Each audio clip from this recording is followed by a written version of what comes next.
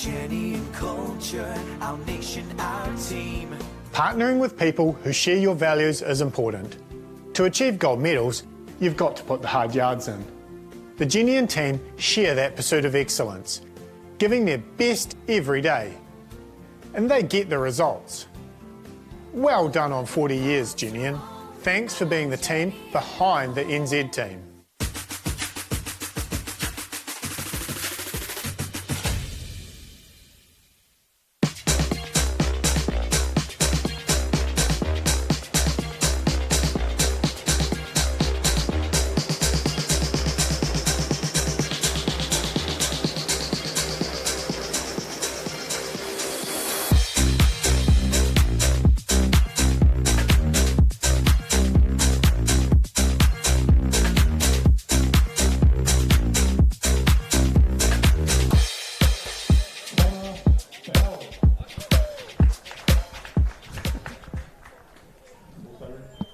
Kia ora everyone, welcome back to Newtown Park in Wellington. This is the final session on the final day of the Jennian Homes 2023 New Zealand Track and Field Champs. What a championship it has been so far, but there is plenty more to come. We've got to hand out some very important senior medals in particular, and this discus throw competition is one of those that we need to keep close attention on. And there is the start list. Quinn Motley, Trent Hogg, Blessing Sefo, Todd Bradshaw, Joden Pratton, Kieran Fowler, Nathaniel Salupo, Max Abbott, Thomas Waldrum.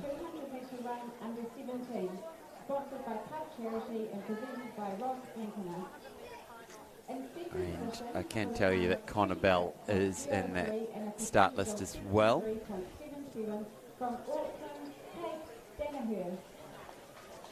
So that's the first up in the field. We've also got the women's high jump ready to go, and there's the rest of the field. Connor Bell, Jade Zaya, Jared Neighbours, who's had a busy old weekend, Maitoa Pito from Tahiti, and yeah, so the women's high jump is, they're all going through their drills, through their bounding exercises and their warm-ups.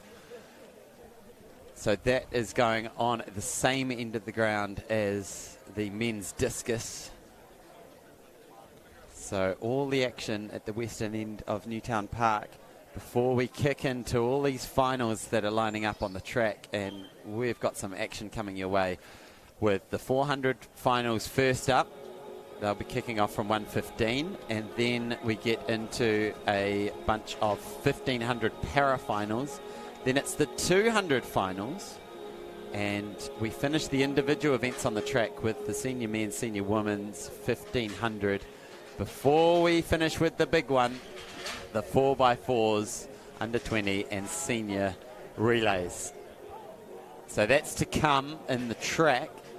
In the field, we have the men's discus, as we've seen on screen, the women's high jump, and we'll go through the start list. We've got Courtney Tro, Josephine Reeves, Imogen Skelton, Jess Hendren, Maddie Wilson, Keely O'Hagan, Alexandra Highland, Alice Taylor. That's a solid field.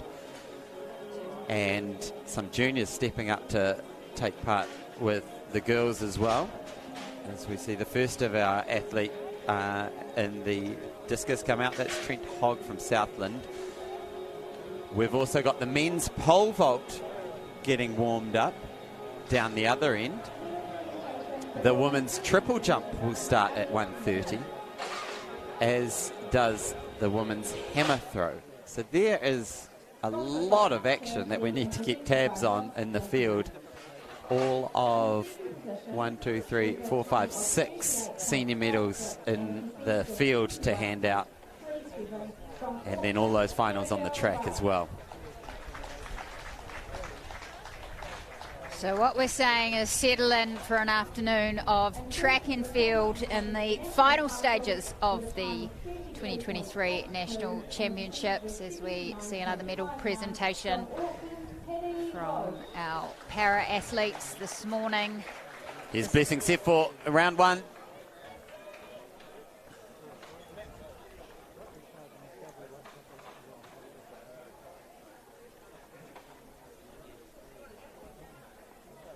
So Blessing Sefor in the under-20s took out the bronze in the discus throw. Gold in the shot put.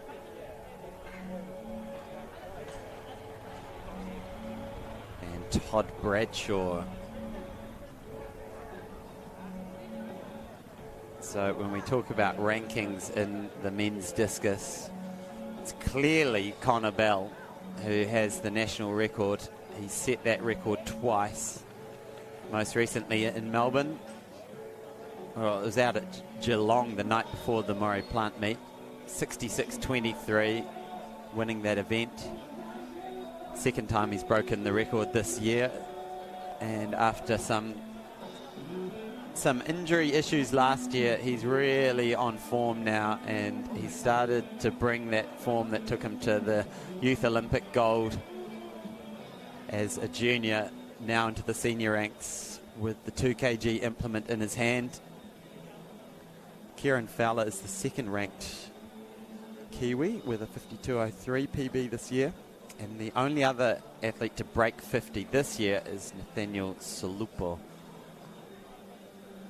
But there are a lot of athletes in this field who can break 50 on their best day, and they will need it to keep anywhere close to Connor Bell once he gets out here, starts throwing some bombs.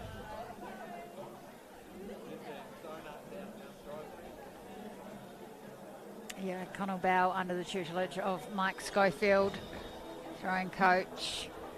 So coach of Matty Wishy, as we see Jared Neighbours. He's been busy in the men's javelin this morning, just switching over to the discus for the afternoon. And as we look now to that senior javelin result, where Jared Neighbours actually got the silver medal. Great last throw there, over 60 metres. Through 63 in his last throw. Anton Schroeder got the bronze medal, as we see the high jumpers wrapped in blankets, keeping those legs warm, trying to get their muscle temp up. We had peaks of sun this morning, and it is good to go at Newtown Park, but slight southerly, if I'm correct by my surfing athletics aficionado next to me. I should have been a weatherman. I feel like you could. You know, my daughter actually says the weathercast. The weathercast? The weathercast is the forecast. Oh, yeah, that's cool. And I quite like it, actually. That makes sense. Yeah. Nathaniel Solupo from Samoa. Awesome to see the international athletes here over the last 4 days, really adding some flavour. He had quite an introduction too. When his name was read out, he had a handful of chalk and slapped it together, so it was like he was peering through the dry ice, entering onto the stage. It was great. I love that. Now, while this is going on, what I have seen is Jared Neighbours take his attempt and then run to the far end of the stadium to join the lineup for the men's pole vault at the other end of the field. There he is. I mean, it's more logistics than it is sports. and it's the changing of the shoes, as we see. So you've got to consider that as well, Hayden. Shoes, poles. What if he gets down to the other end and he's forgotten his poles? Well, leave the poles at the event, I think, is the best situation. As we see the medalists in the Para 200 women's, a fantastic sprinting display by Daniel Aitchison, Paralympic medalist in this event. And challenged by Anna Stephen, which is great to see. And a percentage of 87.10 from Auckland, Anna Stevens.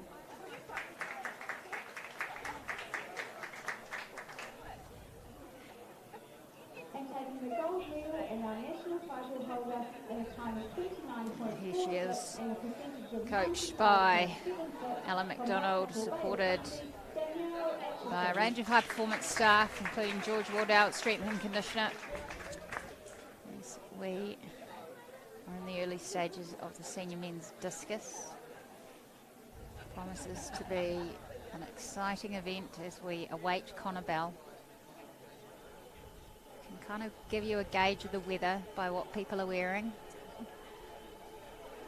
that's our mate Ruben, watching them now, the senior men, after he collected his under-20 title. Personal best height this morning as we see the discus. Connor Bell alert, reigning national record holder. Here he comes, casual as ever, wearing the t-shirt under the Auckland vest. Good idea to keep a little warmer. And let's see this man. This is the greatest male discus thrower this nation has ever produced in round one at the National Track and Field Champs, sending it right from the start. That's out beyond 60 metres. That will immediately put him into the lead. Gets the white flag. Gotta love that from Connor Bell. Sporting the moustache too. He's a talent, Connor, and I feel for this age group that missed out on these pinnacle events with the pandemic, the likes of World Juniors, where potentially he could have taken a title or a medal at that event, but he's certainly... Is this Christina Ryan? This is Christina Ryan. She's not afraid to lend a hand on the indicator job. board. Oh, yep, spin it our way. I wonder if she realises how important this job is. The pressure. The pressure. Oh, no. Oh, no. Oh, come on, Christina. And the trouble background. is we're not getting the results through at the moment. I want to say 61.25. Okay. I'm going to put that down. Now, this is the challenge that we're putting out for Connor Bell. Okay. What is that? What has she done, Christina? That's her 6. So our friend Rhythm there, our cameraman, is probably going to have to give her a little lesson on that. But appreciate that, Christina. I mean, the pressure's on, right? Yeah. You don't get much practice for this moment. Now, this is the situation that we've got for Connor Bell. We're handing out an unofficial commentators award this weekend, which is the Tori Peters Connor Bell Trophy. And it is the percentage of national record that each of them were able to choose. They're both firm favourites in their particular event. Tori Peters in the javelin. She threw 60.60, which is 97.12% of her national record. That throw of Connor's was only 92%. So He's got some work to do. Hayden's operating a few spreadsheets here. We've got a million tabs open. And we're here for it. And we will bring you home this afternoon. This is Maitoa Pito from Tahiti. Love the dreads. Yeah, really cool. So Jared Neighbours has changed his discus shoes for jumping spikes. So men's pole vault will start at 381. So Samuel Harris has chosen that as his opening height. All other athletes have passed. As an indication, Nick Southgate and James Stain have both indicated they will come in at 5'11". That's confidence. There's Josephine Reeves. Cartwheels into this competition. Former Loka girl. I feel like there's pressure on for some of these girls to do a bit of an entrance now. There we go. Look at that from Josie. That's good form. That's really good. Yeah, good pass in my gymnastics. Yeah. Now this is a great field. Really good field. Several girls over 180. Look to Alice Taylor, 184. Kelly O'Hagan, who was in the Commonwealth Games final last year, did a personal best. Alexandra Highland, just been introduced to the crowd. And as we Trent back, Hogg in the discus circle gets his first throw out of the cage and out to around 40 metres. Yeah, this field of women is very exciting. We saw one of the all-time great high jump competitions last year.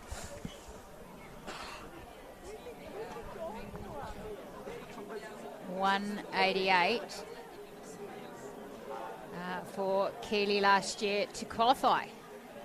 It's the B standard of the Commonwealth Games in Birmingham last year. So that was at Hastings, and in the process, Imogen Skelton as well jumped 186. That still is her personal best. But we have a raft of people chasing. Maddie Wilson, she's jumped 182. The heptathlete, and Alexandra Highland jumped 181 at Jumps to Music. So very exciting. Women's high jump coming up. The same end as the discus. Down the other end. Yeah, there's going to be a lot happening all at once here. So strap in. Multiple tabs open is the key here, Sarah, and we are going to be a bit schizophrenic as we go back and forth all over the stadium, catching all this action. So we are back to the discus.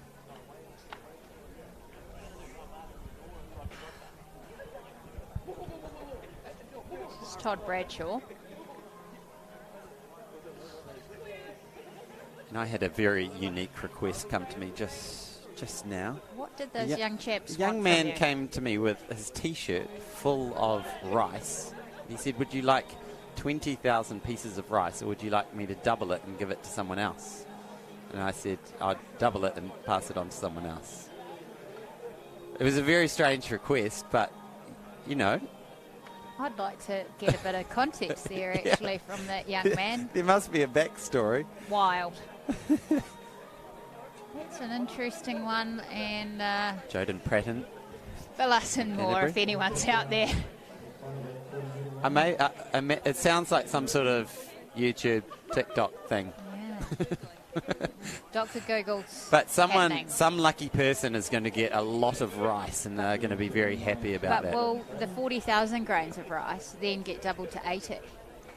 Yeah, this could be big. It could be a truckload of rice arriving at someone's doorstep. Woke. We're woke here. And this is Kieran Fowler, who was a sensational junior decathlete. Discus thrower now, and he launches. I don't know if you're seeing, Sarah, on your screen the results coming through, but for those at home, if you're trying to bring up those discus results, unfortunately are not coming through quite yet.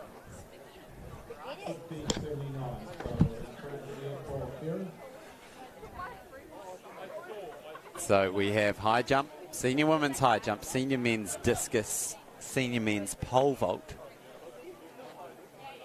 And we will shortly get underway in the long jump. Christina Ryan doing a great job after her busy weekend, which may or may not be finished quite yet.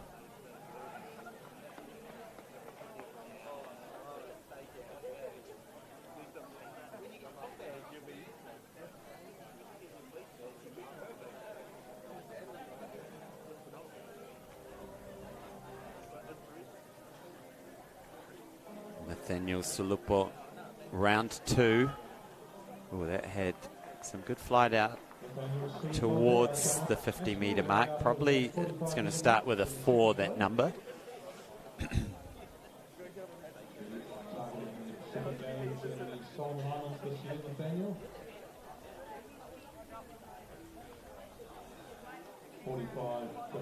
So, Jared Neighbours,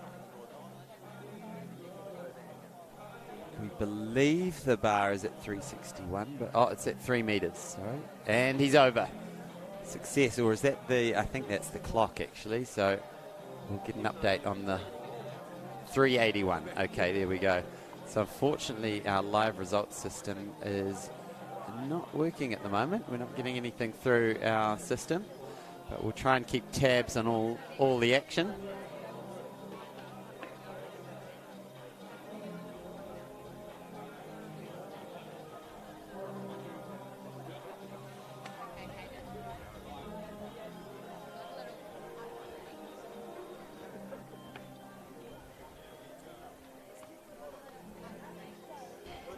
Okay, right. I've got a little update from my got to friend. the bottom of this situation? Well, not really, but Max Wilbur is the guy that has come and said to you, would you like double or nothing, essentially? Yeah. And was it rice? No. So for a start, okay, it's I got like that wrong. spaghetti noodles. So like pasta long, like a chopstick length. They had leftovers from their dinner. Uh-huh. And he started this morning with 2 noodles. Okay. Okay, so then he's gone through this process now. He's asked the likes of Zoe Samuel Hobbs, Harris. Hamish Kerr, Hayden Sherman for the double or nothing. I'm glad to be included in that group. Exactly. I'll take that. I'll continue this story after we see this gentleman here, one of the talents of New Zealand athletics. This is Connor Bell. 61-25 in round 1. Hangs on to that one, and good thing too. It does a little bit of caretaking in the middle of that circle.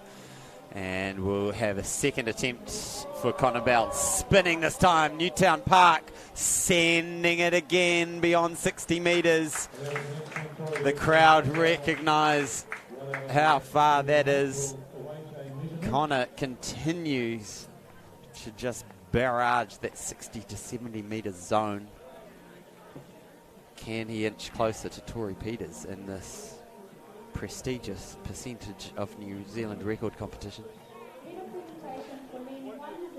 So Max Wilbur is, every time that he asks someone if they want the little spaghetti noodles and they decline, he then goes away and halves it again. So he's got a lot going on his plate this afternoon, Max Wilbur. And I said, is this some sort of TikTok thing? So he's got to go and break all the little pasta pieces. Yeah, again. Oh my goodness. Yeah, so he said it's for his amusement. So there you go. There you go. Thanks, Max. Appreciate that. I mean, you've got to channel your energy of being here at the National Champs somehow, and everyone's got their unique ways of doing that. The bar's at 162 in the women's high jump, early stages of this competition. Yeah, we've got Courtney Troe over in 157 and 162, so she's gone clear. Passing at this height is Maddie Wilson, Kelly O'Hagan and Imogen Skelton, which suggests we may see Alexandra Highland. And that was Samuel Harris clear at the pole vault, 4:01. So great for him to get on the board there. And this is our Tahitian athlete, Maitoa Pito.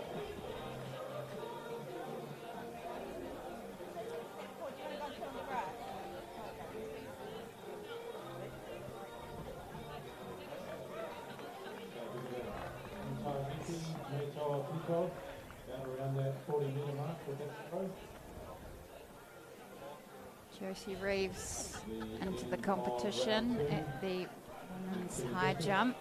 I'm getting used to seeing her in a Canterbury singlet. Used to seeing her the wearing the Wellington. yellow and black. I'm sure it feels a bit strange for her to be coming home wearing another centre's colours.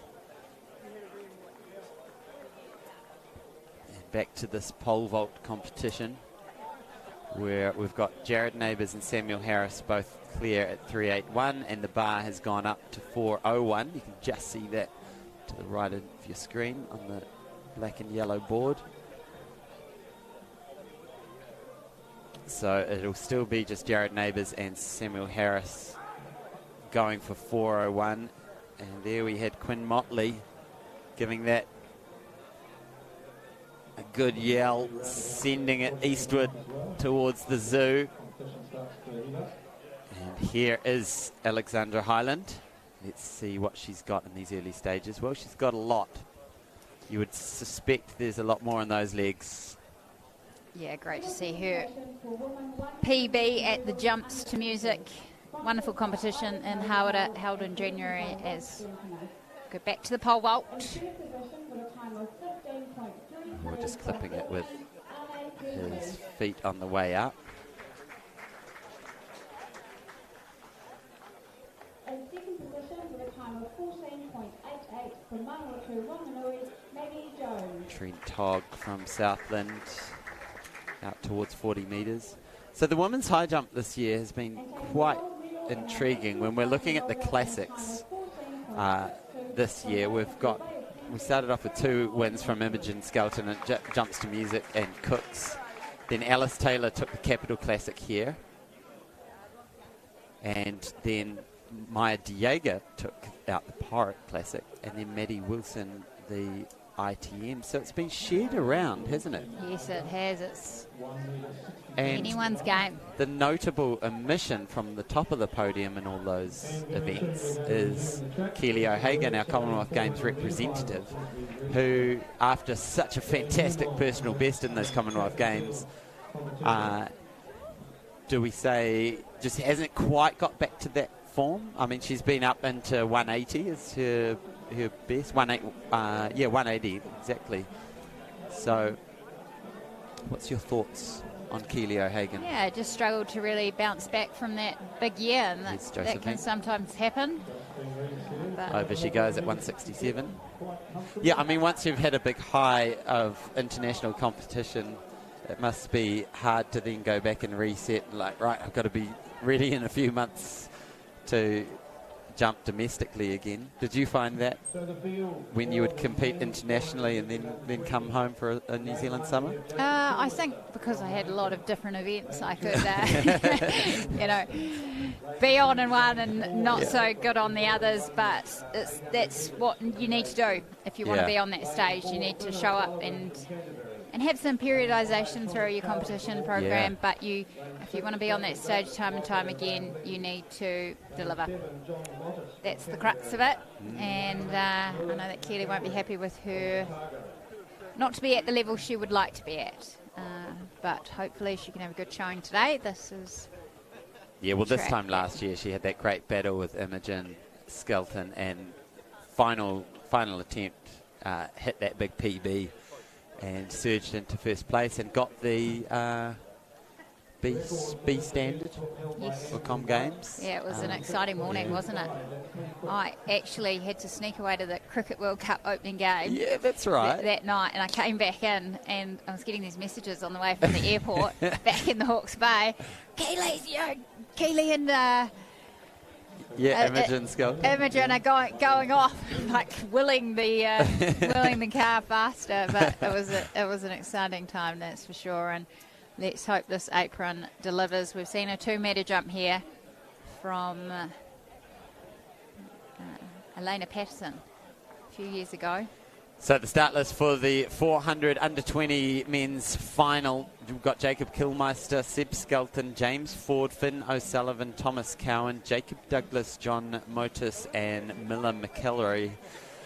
This is going to be a really good one. We've got James Ford coming back, who won the 400-800 double at the New Zealand Secondary School Champs, as we see Courtney Troe have a nice clearance at 167. So this 400 under 20 race is going to be pretty quick, you'd imagine. The wind has sort of been coming and going, but by Wellington standards, it's basically still. And as we wait for the start, Jared Neighbours has just gone clear at 4:01 in the men's pole vault. Jess Hendren, winner of the under-20 high jump, competing in the seniors. And here we have a restart in the under-20s 400 final. We'll just get back into the blocks. The starters do a great job of just, if someone's showing that they're not quite balanced, they'll just reset everyone. Maybe there's a bit of noise and they'll just say, okay, boys, let's stand up and give that another go. So this time, second time round, they are in their blocks, ready to go here at the 2023 Jennian Holmes Track and Field Champs This is the under-20 men's final in the 400 metres, and away cleanly. Jacob Douglas got a good start there in lane 6, wearing the Waikato Bay of Plenty singlet in the middle of your screens. But coming through now is the Cantabrian Finn O'Sullivan. We haven't seen much from James Ford yet on the inside, the blue singlet, but it looks to me like Jacob Douglas has the lead of things now. Now James Ford, just off your screen, is starting to make a bit of a move there. You can see him on the inside wearing the blue singlet, so it's going to be James Ford, Jacob Douglas as we come onto the straight. James Ford is moving really strongly just to the right of the screen. He is moving away. He's moved into top gear. Look at this finish from James Ford. It's a close battle for silver behind him. James Ford with a well-paced race to claim the national title. Yet another gold medal to go with this boys' summer. How about that for some speed endurance? Sensational running by James Ford, lunging at the line. Still looked like he was going very strong. 47.94 unofficial for James Ford. Jacob Douglas with a 49.70 for silver. Thomas Cowan 49.87. So all three boys going under 50 seconds. James Ford, that is an impressive 400 metres. Great race there in the men's under 2400 as we build into our final. And that's the first time under 48 seconds for James Ford. So well done. Well done. Moved through another little glass ceiling for him. He is one of the big hopes for the future of 400, 800 running. It's great to see someone specialising in that 400, 800 mix. Often the sort of 800, 1500 runners here in New Zealand, but wonderful to see James Ford as a true speed endurance man. As we go to Connor Bell, senior men's discus. Here we are. It is flying out into this Newtown Park sky. Again, out beyond 60 metres. So he has a 61.25, a 60.30. That looks further, surely.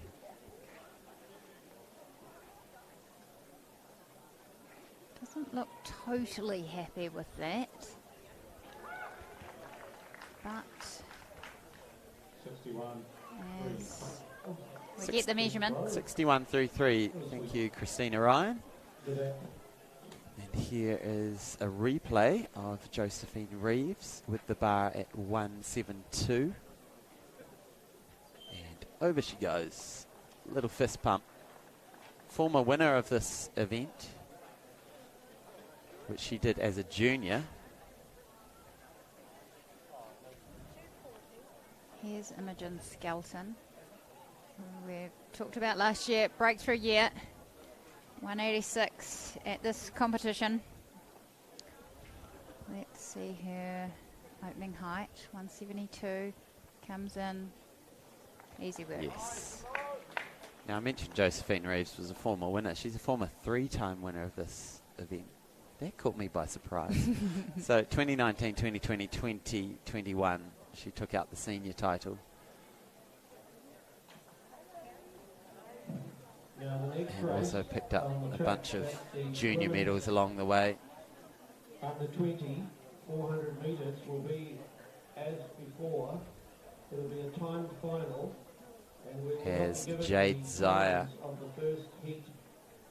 gets that discus out towards the 50-metre mark.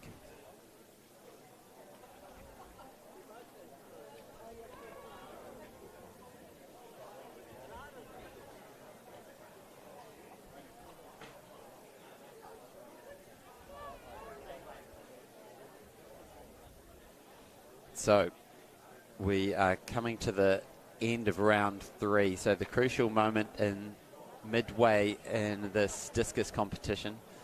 We have just Maitua Pito to go of Tahiti, as we see Maddie Wilson, who dropped that impressive personal best this year. So as we said, these are timed finals. Here she is, 172. Looking really smooth. So she's actually ranked number 2 this year behind Alice Taylor, who has a 184. Go the heptathletes. Yeah, gotta love that.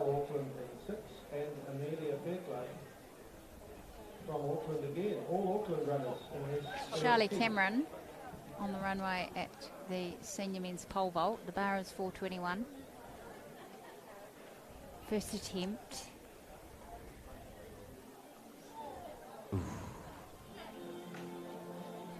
Runs through.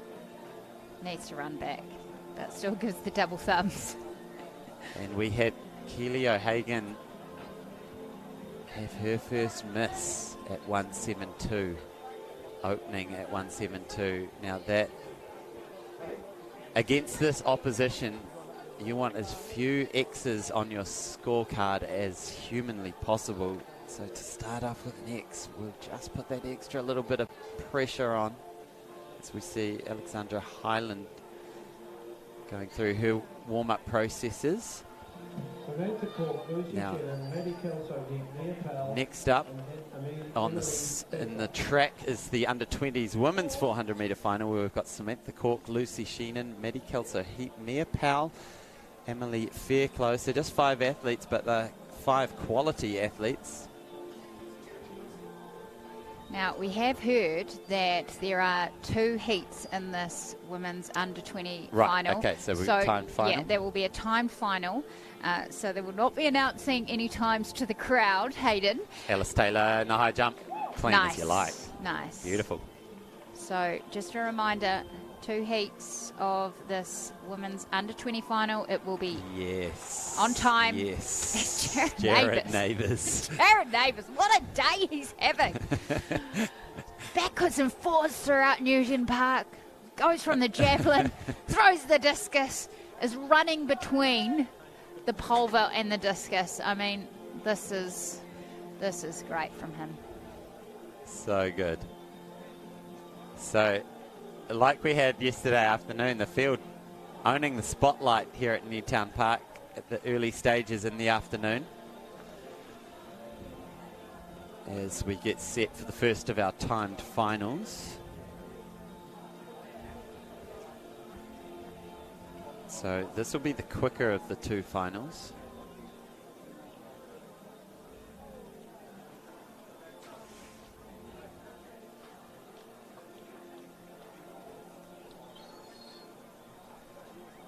Jess Hendren.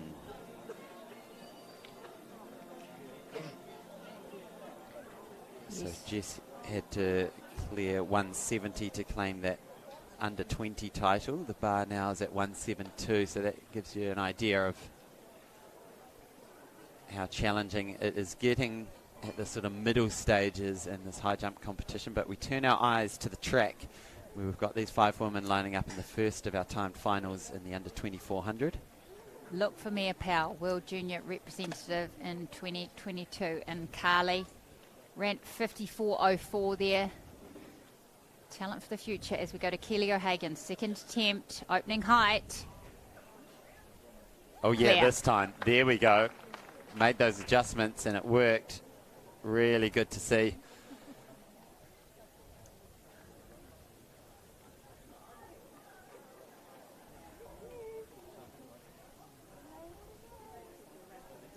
Next we have Alexandra Highland. And she goes clear too.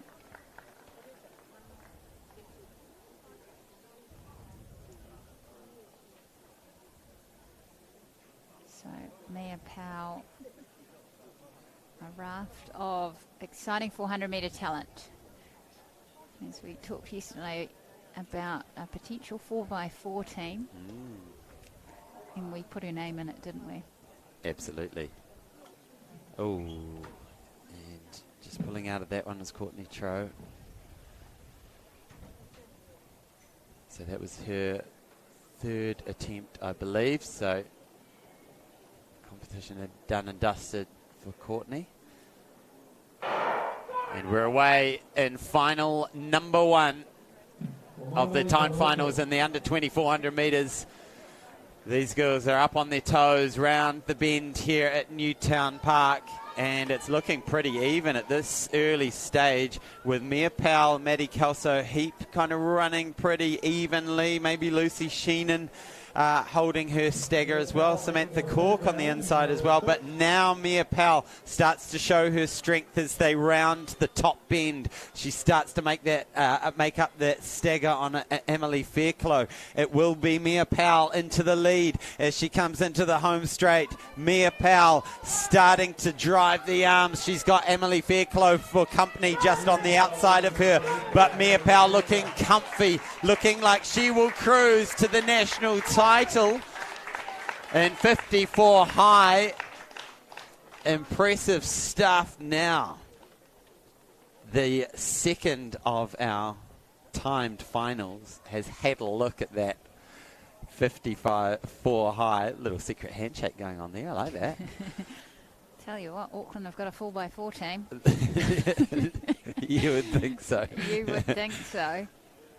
And so we've got 4 athletes lining up on this. So if only we had a 9-lane track, we could have had them all together, but we've split them up. So the challenge has been laid down.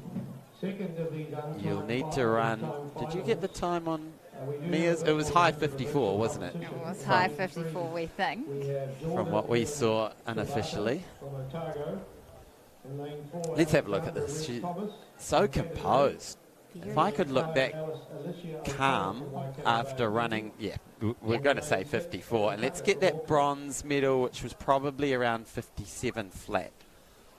So they're hiding the times from us. They are. They're keeping us guessing, the timekeepers. And the high jump bar just to the left of the screen there has been raised to 176. And I'll bring you up to speed with where everyone's at. We've got Imogen Skelton, Josephine Reeves is cleared, Maddie Wilson's over, Alice Taylor's over, Alexandra Highland on her second attempt is over, as is Keely O'Hagan. So Jess Hendren and Courtney Trowell have finished the competition with 167 apiece. Now, Jordan Evans-Tabata, Alexandra Reese-Thomas, Alicia O'Connor and Anna Tucker running in lane 6. So they know what they have to do to get into the medals. It's got to be faster than 57 seconds. So that's the challenge. And already the Cantabrian making up a lot of that stagger on the 2 outside of her. So Alexander Reese-Thomas is running a good first 200, as is Jordan Evans-Tabata inside of her. So these two looking like they'll come onto that top bend pretty close, running stride for stride. Jordan Evans-Tabata now starting to maybe pull away, but just as I say that, Alexander Reese-Thomas finds a little bit more energy, finds a little bit more juice in her legs, and here we go. Jordan Evans-Tabata getting up onto her toes, willing her body to the finish. Alexander Reese-Thomas, has she got a response? Can she pull her way to the line? They finish in about 58 seconds. Jordan Evans-Tabata winning that as Blessing Sefo sends the senior men's discus out to about 45 metres. And Josephine Reeves poised with 176 on the bar in front of her. Wants a first attempt at this height. 172 is her best this year, so it would be a season's best.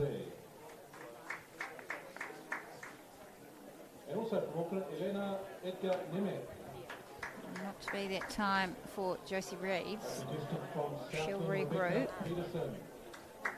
There's Jared Neighbours at the far end. Enjoying a little rest, I imagine.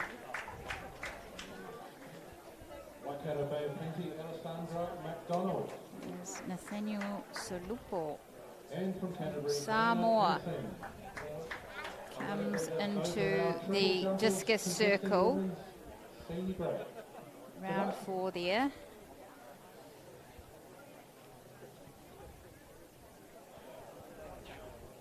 So sitting in 4th place is Nathaniel.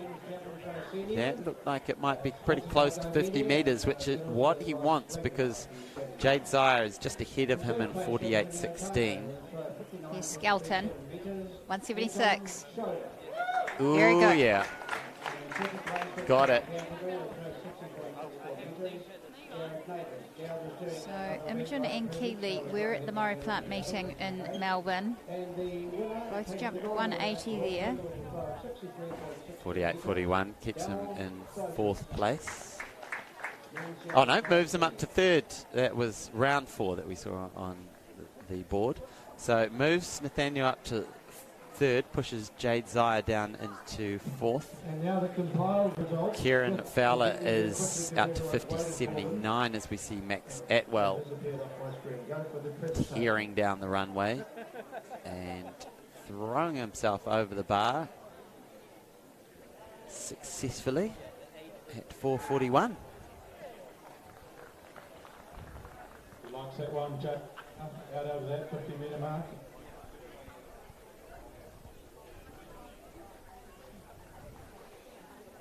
That's Jade Zire. That's his response to Nathaniel Salupo's 48.41. And that will be enough to push him up into 3rd again, 49.36.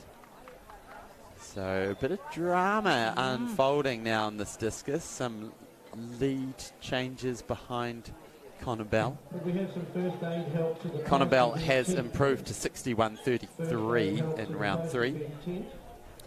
Dogfight, 2nd to 4th, and here's Fowler. And that looks further. And the combined result of the women's We'll wait for the measurement as we see Kelly O'Hagan go clear at 176, fist pump. So after those early jitters, it looks like she's just got things dialed in now. Yeah, well, sometimes it is a while from when you start jumping in the vertical jumps, and you sometimes just need to find your rhythm a little bit. But at the same time, you don't want to waste there's juice in your legs. So Yeah. Connor This Bell. is Oh, Alexander Highland.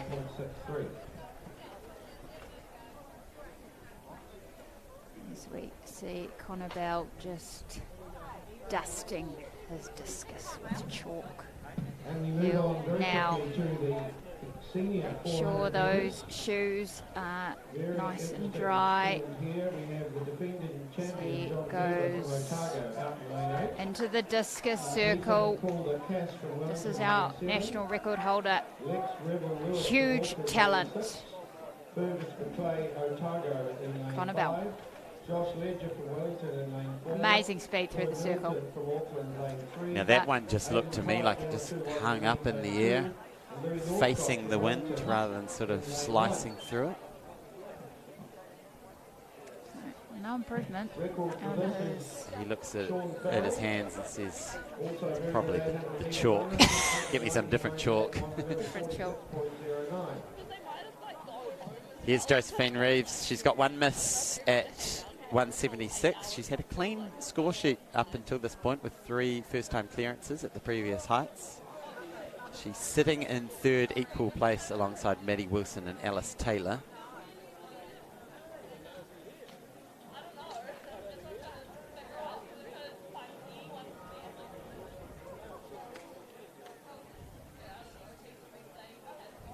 Sort of waiting for the start of this next race, but here she goes.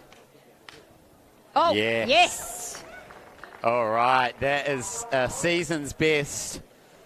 And right when she needed it, she has moved up over 176. And that's key because it says to Maddie Wilson, Alice Taylor and Alexandra Highland, who are still not yet over 176, that you better make this next one, or else Josephine will be getting her hands on that 3rd place right now. Onto the track, we have the men's senior 400 metres. We've got Lewis Northcote, Aidan Porritt, Troy Middleton, Josh Ledger, Fergus McClay, Lex Rebel Lewis, Ethan Calder-Cass, John Gerber. This is going to be a good one.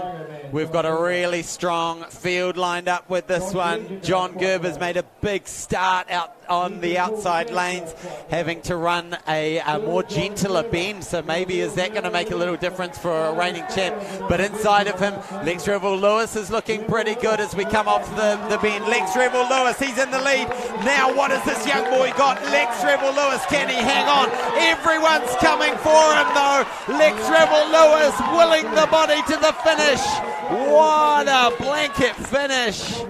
Wow, I think John Gerber might have just been pipped out of the medals as this army of runners came storming up behind him. Look at this. We've got Troy Middleton in there, Josh Ledger, Fergus McClay, looks like he's got up for silver. Lex Revel-Lewis, 47.68. He takes the win. Fergus McClay, 48.11. Troy Middleton, 48.22. And you can see there, John Gerber had to hurt to get to the finish line. As these boys limp off the track, that was a brutal 400. Well, Gerber's not getting off the track, actually. He's lying flat. He ran a brave race from the outside lane, but not to be for him today. Fourth place. Great running there by Lex Revel-Lewis. As we see the start list in the women's triple jump on the back straight. And I also have to give a quick shout out to Liam Webb, who was not in that competition. Unfortunately got DQ'd. He stood on the line a couple of times in his heat. And so he was one of the firm favourites for that 400, but thoughts go out to Liam. It's always heartbreaking when you make those little missteps. Nathaniel Solupo.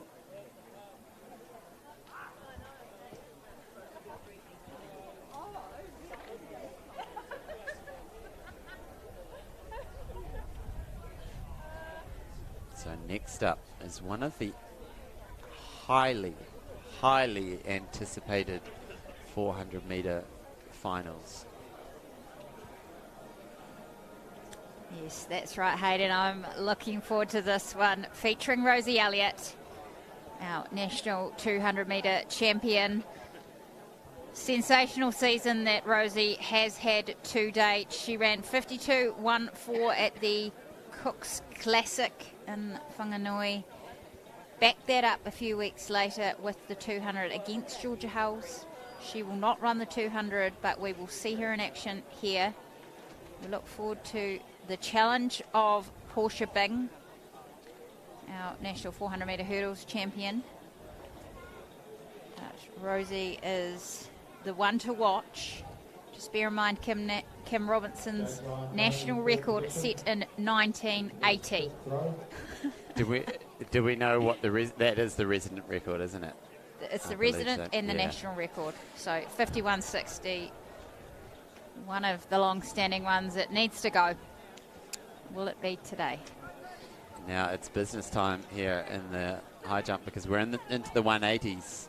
We're into the rarefied air as Josephine Reeves steers down the barrel of what would be a massive season's best for her. Her best, lifetime best, is 186. But what has she got for 180? Not a bad first attempt. Not bad. It'll be good for her confidence that she's jumped over 176, but a little bit of faster speed at takeoff is what I want to see, Josie Reeves. We know she's capable of it. Here's Max Atwell at the pole vault. And he goes clear. So 461. So an update on where we're at with that pole vault competition. Jared Neighbours finished up on 421. Samuel Harris finished up at 381. And unfortunately, Charlie Cameron did not get a height. He had 3 misses at 421. Always heartbreaking when that happens.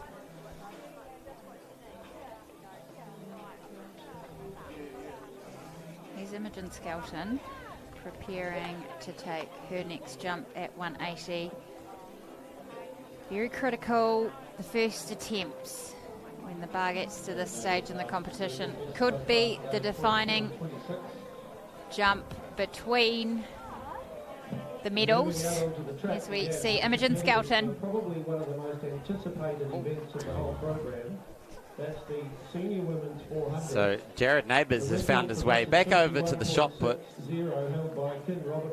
The discus. Oh, yeah, sorry, the discus. Must be that time in the national. He did do the shot put yesterday. These multi-eventers. Connor Bell, round 5. Let's see what he's got. Best so far of 61.33. The rest of the field, who are also extremely good runners. Shannon Geary is in 1. Chantel McDonald from Canterbury. That national record, 66.23. Can he get a little bit closer to it? It is again gone beyond 60 metres, but only just.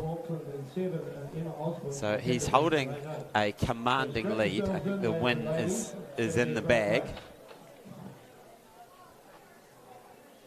As we see the triple jump starting to get underway. Now this is when we need a 5th tab open on our results laptops. That's Maddie Wilson at the high jump.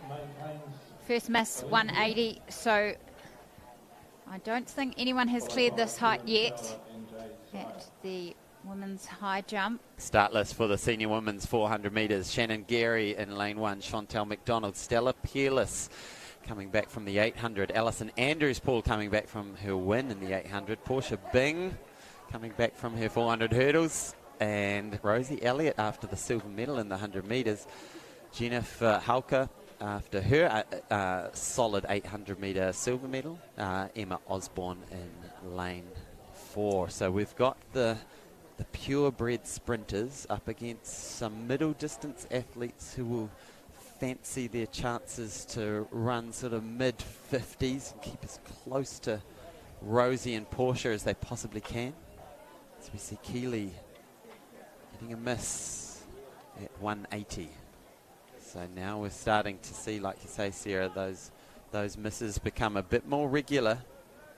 So if Alice Taylor or Alexandra Hyland, who are yet to jump in this first round, go clear at this height, that would put the pressure on the field. This is Etienne.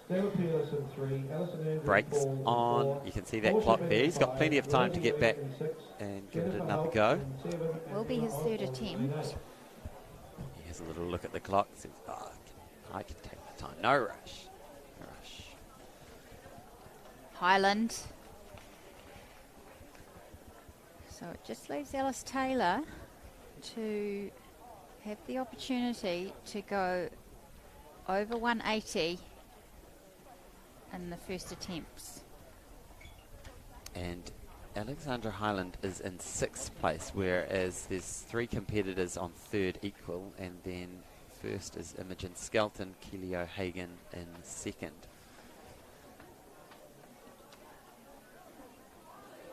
Etienne. 481, no, not to be for his 2nd attempt. And this 400 metre senior women's final. From the moment I heard that Rosie Elliott broke the 200 metre record, I thought, I cannot wait for this race. I cannot wait to see Rosie Elliott lining up in the 400, which you would say is now her favourite event. Well, it's the event she's chosen, because last year she competed 1, 2, 4. She's prioritised this event. This is the event she wants to go to the World Championships in. And this event here will mean a lot to her if she can win this. Senior women's 400. Shannon, Geary, McDonald, Peerless, Andrews, Paul, Bing, Elliott, Holker, Osborne. Already off to a good start is Rosie Elliott. She's made up all the stagger. You can see that red singlet flying around the park here at Newtown Park. Wow, she's already on the move. You can see Portia Bing of the blue of Auckland wearing the sunnies, trying to keep a tab on her. But Rosie Elliott, she's stretching out the field. The camera is barely struggling to keep everyone in the shot here. Rosie Elliott comes onto the top bend. Portia Bing is there with her for company. Rosie Elliott, what has she got over this final 100 metres? Is it going to be a national title? Do we dare talk about a national record? Portia Bing is trying to close the gap. Rosie Elliott is trying to hang on, gritting her teeth, pumping her arms, willing her body to the finish. What will the time be? Portia Bing for silver and Stella Peerless coming over the line for what I think was the bronze medal. Well, oh, wow. What drama. Well, she went out hard, Rosie. Look at that, bodies on the floor. It's a bloodbath. It is. And Rosie Elliott, 52.39 unofficial. Portia Bing, 53.09. And Stella Peerless, 55.32. Jennifer Hawker, 55.48. So a great run by these women.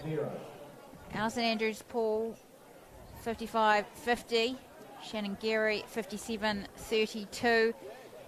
As we see that Canterbury athlete. Chantel McDonald. You know, that's how much it hurts at the end of a 400. You can see how hard Rosie is working. Like, where is that finish line? Why did I choose the 400? But she has become the national champion once again, adds to the silver in the 100. What guts and determination. And you can see still on the track, and I think we're going to get some medical attention. And great to see Rosie going over to help her out. Maybe a bit of cramp. We look to the pole vault again. Max Atwell, national decathlon champion, 481, first attempt. Here he goes. Up and not to be. Kieran Fowler in the discus. And it is all go here at Newtown Park. Got bodies on the track. We do.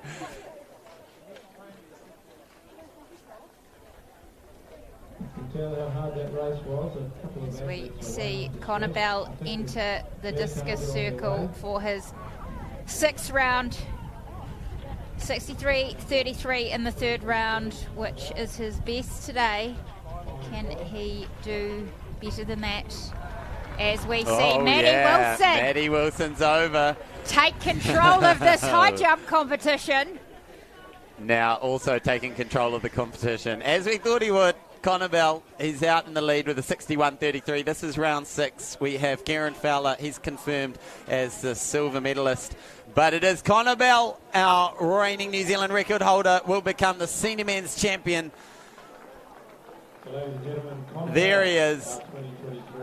He's having a wonderful summer. He adds the national title to that summer. And look out for more from this boy coming into 2023. You know, we saw Tom and Jacko in the throws last night, and ooh, Keeley. You got to feel like Connor Bell is following in the footsteps of those great Kiwi throwers, and he's starting to make some waves in the world of discus throwing. So there's the results.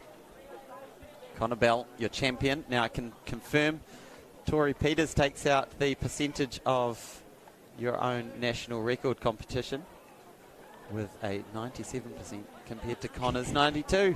Was that the competition you were most looking forward to? So well done, Tori Peters. Come and collect your trophy afterwards. Well done. 481. Oh, that's big from Max. Yeah, so what's the trophy for Tory? As we see Alexander Highland not to be at 180. I was kind of hoping you wouldn't ask me about the exact specifics of the trophy because... It's pride, isn't it? It's pride. Yeah. Nothing better than that.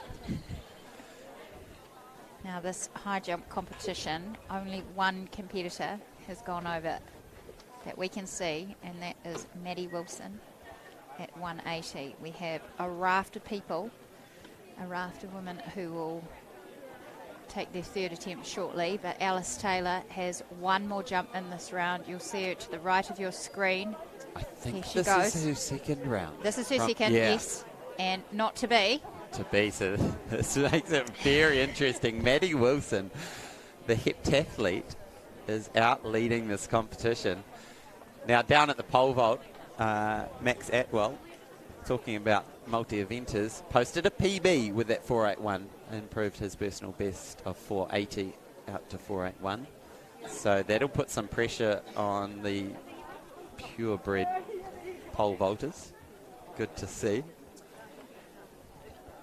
Great to see Max getting a personal best in his last event of this national championship when he's done so much already and coming off a decathlon weekend as well. So Wouldn't that critical just jump. grind your gears if you've been waiting for the pole vault all weekend long? And then see this decathlete who's just been doing every event he possibly can get his hands on. Yeah, well, All right, now Chin we're up. into the now we're into the third attempts here with the bar at 180. Is that right? We're at 180. the aren't bar we? is at 180. We have got Imogen Skelton, Kelly O'Hagan, Josephine Reeves, Alice Taylor and Alexandra Highland, who will all take their third attempt. And we'll start with Josephine Reeves, who has jumped a season best so far in this competition, but we know her PB is much higher. Here's Josie.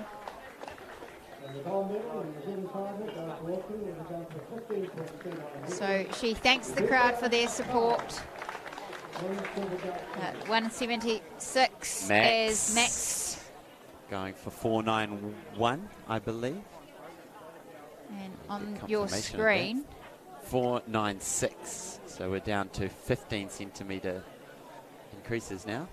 and that's Mbuka Opala in the senior men's triple jump. And this is Imogen Skelton. Has jumped this year. Can she do it right now to stay in this competition?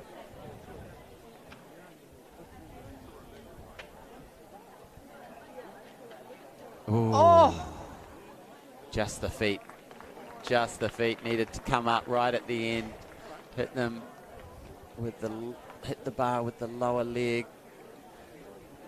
You can see there, I was about to call her over and then donk, off it goes. So unfortunately, Imogen Skelton will be out of the competition as well. And this high jump starting to whittle down these 6 athletes who all cleared at 176. Maddie Wilson is the only one clear. Now Keeley, Alice Taylor and Alexandra Highland need to start pulling out some of the best jumps of their life to stay in this competition.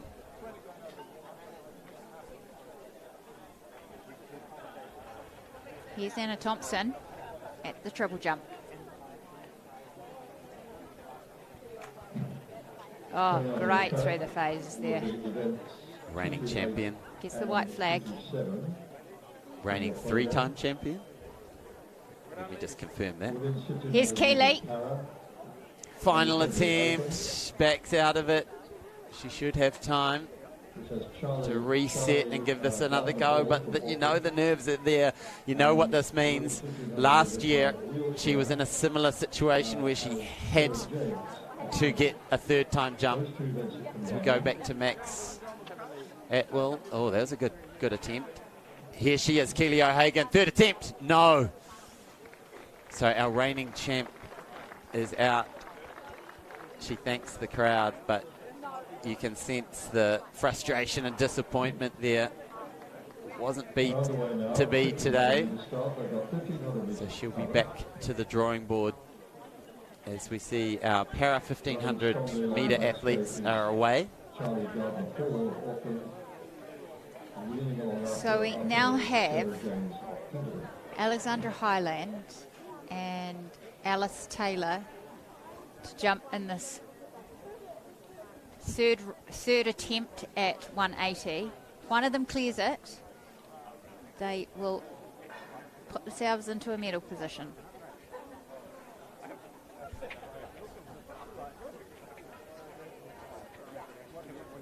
So we've got Sarah James there in the wheelchair, coming on with a seed time of 5:44. And also with her is Charlie Gardner-Hall, a 16-year-old. 20 laps to go. This para 1500 metres. Oh, and another miss.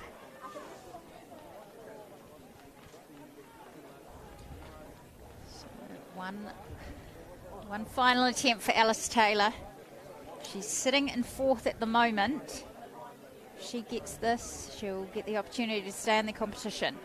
And it'll shoot her straight up into a silver medal position as well. So this is key. What has she got? Alice Taylor. Oh, yes. Oh! Yes. There it is. Alice Taylor is over. She will go through to the next height with Maddie Wilson. And there we have silver and gold position. Now, talk us through that technique, Sarah.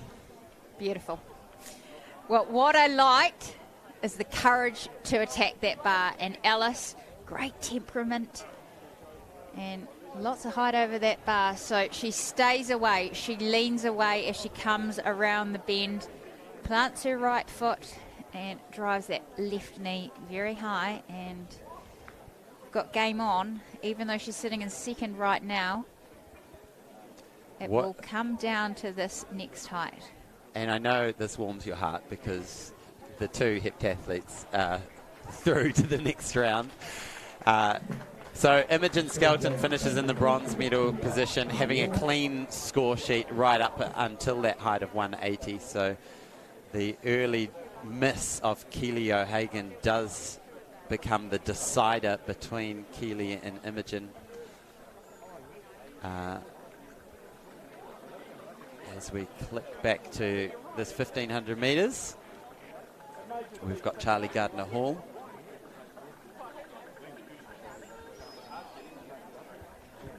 And on the other side of the track, Sarah James. Now Maddie, she's seen the field just be decimated while she's she had a bit clear. of a rest. Yeah, she has. And they'll be stoked between them, actually. Yeah. Hey, we've got one up on these high jumpers. We are here to play and we are here to stay in this competition. And I'm sure Josie Taylor will be tuned into this, Alice's sister, and she will be a very proud sister watching Alice perform well in the high jump. Now, I believe the Taylor sisters are going to be joining each other in the States. Is that correct? Yes, that's correct. Alice is off to Rice University to join Josie. So that's really awesome for them. Josie's had a great collegiate career so far, jumped 186 indoors last year, which is fantastic. And so nice for the twins to be reunited in the collegiate system. As Sarah James gets the bell, as Maddie Wilson attacks the high jump. 184, first time miss.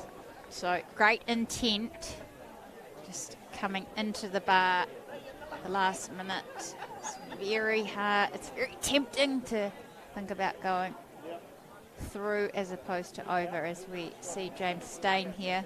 So Max Atwell had 3 misses at 4.96, so he finishes with a PB of 4.81. That has him in first place at the moment, but the powerhouses of Nick Southgate and James Stain have arrived at 5:11. But there's always that potential. They've got to get one on the board. They've got to get one on the board. So here we go. James Stain, first attempt. Yes, he's been in coaching duties all weekend long, and now it's his time to shine. And yes, that's the smile of a man who's just moved into first place in the pole vault competition, and looks over to Nick Southgate. Back at you. Up to go. And steaming around that top bend is Sarah James. She's got a lot of metres in those wheels this weekend. She's running the 400, raced in the 400, 800, 15. And now steaming down to the finish line. It'll be close to a personal best, 5:51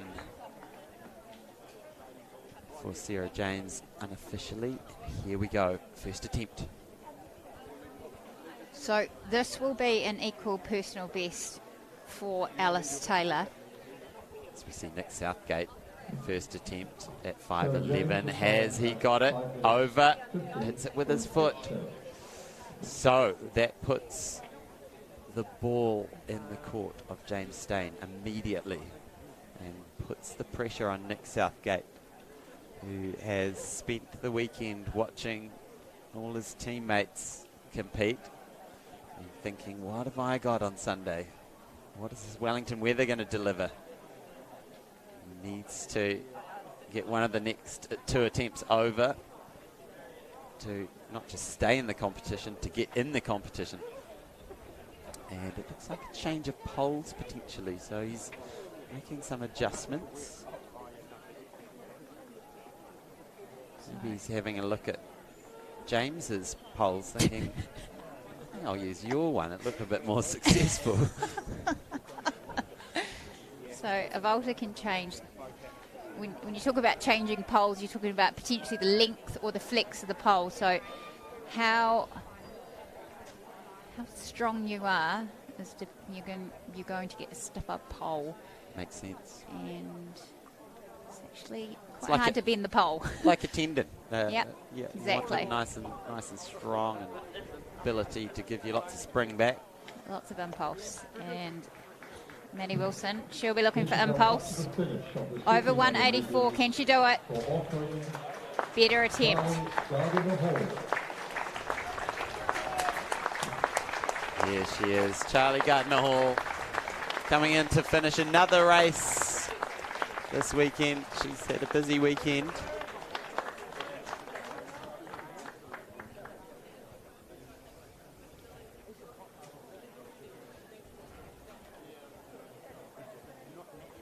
Well, she featured in the long jump, in the shot put, and now in the 1500 metres. It's almost like a multi-eventers type weekend. Yeah, awesome for Charlie. Awesome effort for Charlie. Wonderful to see her out there and giving it her best. 7 minutes 57.04. Nick Southgate, how many times has he won this national title? 6 or 7 times? James has probably picked up 2 or 3. Let me tell you. Double check. Searching. Here he goes, second attempt, 5:11. He needs this. Oh no, just got caught up on the bar. So he'll have one more attempt to get a mark on the board, all importantly. So Nick Southgate, to answer your question, is 7-time New Zealand senior men's champion. Here we are back at the high jump. Here she goes, Alice. Oh! Over! Massive! Wow! Sarah Cowley-Ross is jumping up and down. Things are getting exciting. Wow! That puts her into first place all of a sudden. Look at this. Look at that. Now, that is how you hold your lean as you go round a bend in a high jump. wonderful jumping there, coached by her dad, and really a breakthrough season for her, and great to see. Equal personal best, and to think she was on the ropes with 2 misses at 180. So you're never assured of the placing, because you can just, that order can change very quickly. Because it's not the total number of X's on your score sheet. No. It's about the number of X's in the previous round that we're looking for. Correct. It's quite tricky sometimes. Yeah, well, just got to stay across it. Yeah. Here's Jaden Mulville. Yeah, Jaden Mulville coming in where he's got 3 laps left in this 1500 and he's moving. He's got those wheels spinning. Head down. Very aero. You know, we look at the wheelchair race as more closely related to a cycle race than a run. A lot of those same principles of staying nice and aero, staying out of the wind. He's just head down. He just pops the head up to see where the corner is. And here we go, Maddie Wilson. Yes, yes! She pulled it out when she needed to. Rises to the challenge. Ladies and gentlemen, we've got a high jump competition on our hands. The heptathletes are bringing it here at Newtown Park. Look at this. Oh, this is a great jump. The best jump of Maddie's life, in fact. She's happy about it. Look at her walk off the mats with a little bit of swag there. PB. Oh, love to see it. And the standings coming into this. Maddie and Alice had the 2 highest jumps this year. Well, alongside Imogen Skelton, who's also got a 182. But both setting personal best this year. And they are loving life down on the high jump apron. Absolutely loving it. Now, Maddie's the girlfriend of Hamish Kerr. And no doubt, I had them both to stay at our house at the end of last year, actually, for a little training camp. Is he down there in her corner somewhere? Trying to spot him. See him. He's an easy person to He's an spot. easy target. Jimmy Sandilands, her coach, done a great job with Maddie so far, and wonderful to see these 2 heptathletes giving it everything. The bar will go to 187. Jaden Mulville takes the bell at 2:56, so he's got an opportunity to go sub 4 in this one. Moving well is Jaden, and this is a clutch vault needed here from Nick Southgate. He wants to add an 8th national title. This vault needs to be made. This is it. This is the moment here at the National Champs. He's over, clear, he's in. We have a competition on our hands in the pole vault as well as the high jump. So 2 athletes left in each of the vertical jumps. Oh, Nick Southgate just tearing down the runway. Looking so good with that pole. He really gave it everything in that one. It looked like he had more speed. He's had a raft of injuries over the last few years, so it's wonderful to see him back at this level as we see Jaden coming up the home straight.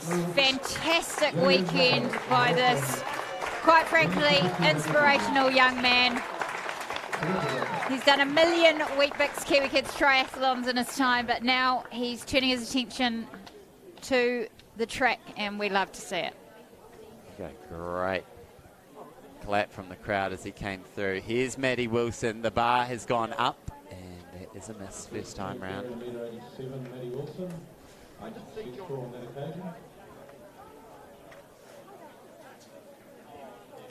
So the bar is up to 187. So a miss first time for Maddie.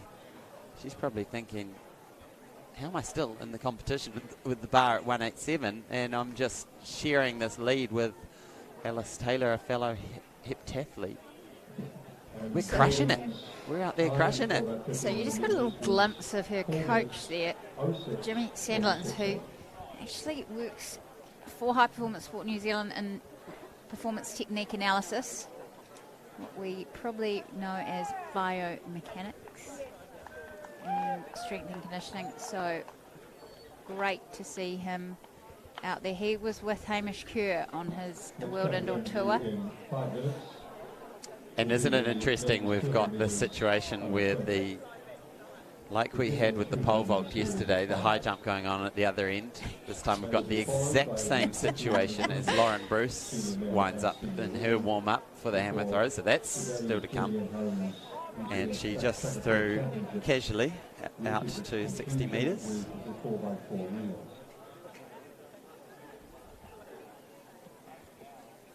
So, yeah, we've got pole vault at one end. I'm kind of looking at the camera crew. We've got James Stain. Yeah. He's going to go first, I think. His pole is in the air. Oh, no, they're going at the same time. Oh, no. Stay Alice. with the high jump. Stay with the high jump. Alice Taylor, here she goes, 187. No, so first time miss. So Alice Taylor is in first place because she only had one miss at 184. So she took the initiative back from Maddie. So Maddie is now in second place, but she's still in the game, which is the key.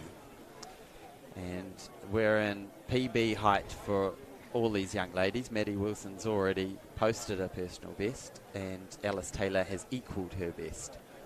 So for these women, seeing this height for the first time on their run-up in a competition, that in itself is an important part of their development. As we see James Stain, let's see what he can do. The bar's at 5.26. Up he goes. Yes, Oh! yes. Touches it. It sticks.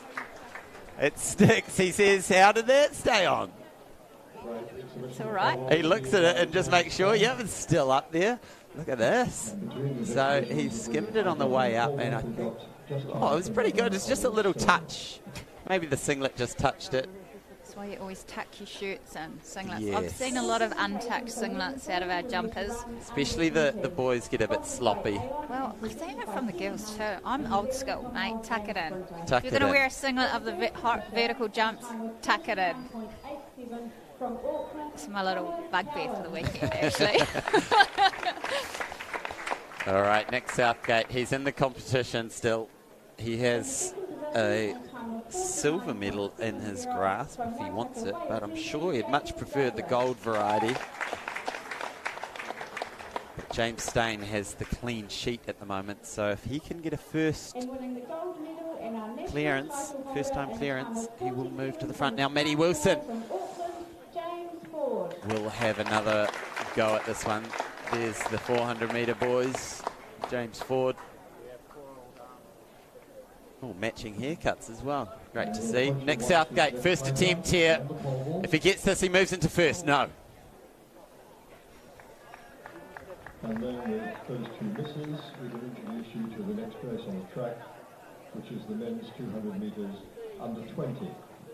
So here's the replay of Maddie's attempt.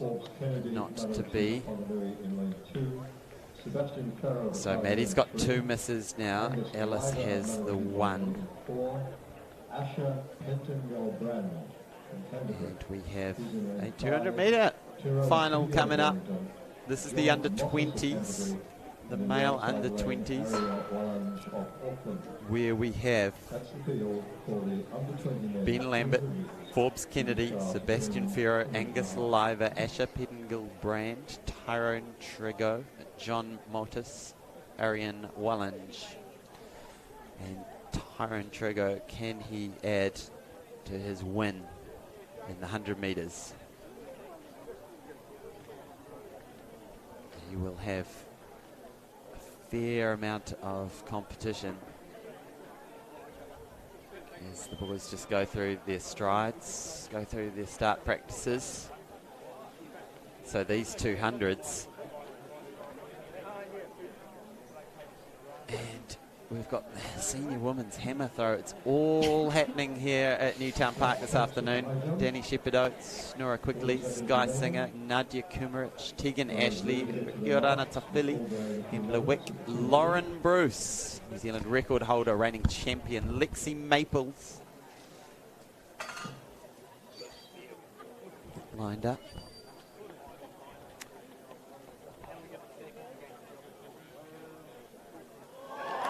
Yes, and we've got a clearance. Alice Taylor is over.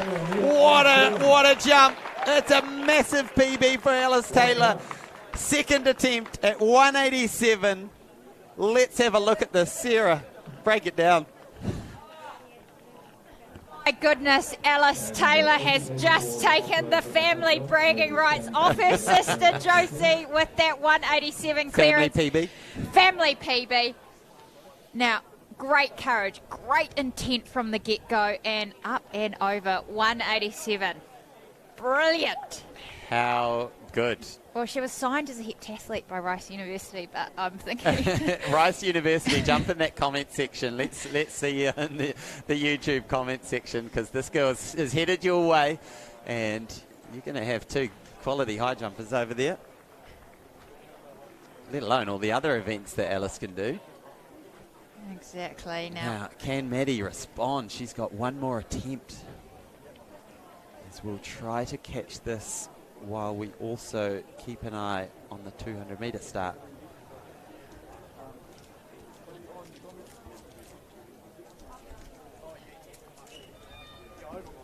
Ben Lambert, Forbes Kennedy, Sebastian Ferro. There he is. Angus Liver, Asher Pettingill Band, Tyrone Trigo.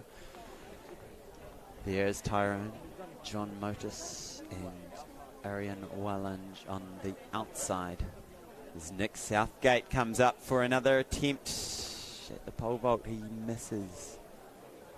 Here she is, final attempt, 187. She doesn't get it, but she will take home a personal best. She will take home a silver medal. That is a day to be proud of for Maddie Wilson. And what a high jump competition we've been treated to once more by two totally different women from last year. Hayden, it's not over yet. It's not over yet. You're right. You are absolutely right. The question is, what will Alice Taylor put the bar to? Congratulations to Maddie Wilson. That was fantastic jumping on display. They'll both be stoked for each other as our men's 200 under 20 load into their blocks. So we've got Tyrone Trigo in lane 6. He's your 100-metre champion. And lane 4 is your long jump champion. And they are away in this final of the 200 metres, under 20 boys. And out really quick is Tyrone Trigo in the yellow, but inside of him, Asher Pettingill Brand is running well. Look at the speed from Angus Liver. Absolutely steaming down this home straight. Angus Liver is going to take it in a wonderful time. Look at that from Angus Liver. Wow. He had to do the chasing. He saw Tyrone Trigo on the outside get that start. But look at this turnover. Driving the arms. Looks to the clock. Found another gear, Angus Liver. And looked very good. Looks very well conditioned. Good on him. So Angus Live at 21.36, Tyrone Trigo 21.92 for the silver to go with his gold in the 100. Asher Pettingill Brand 22.05 for bronze.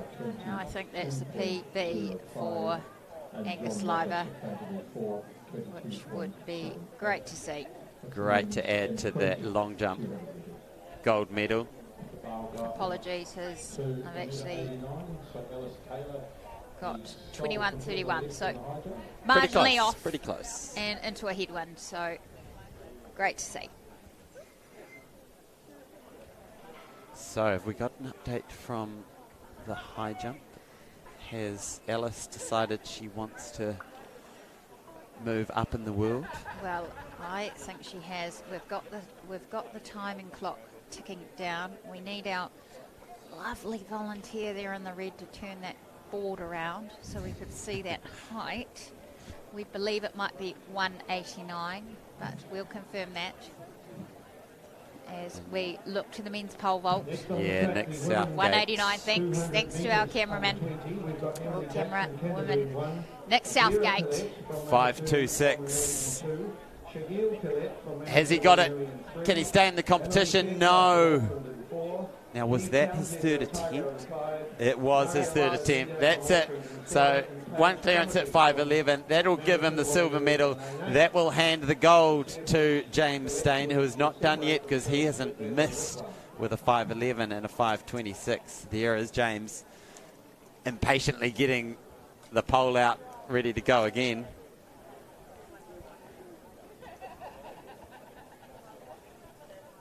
And we've got Hammer.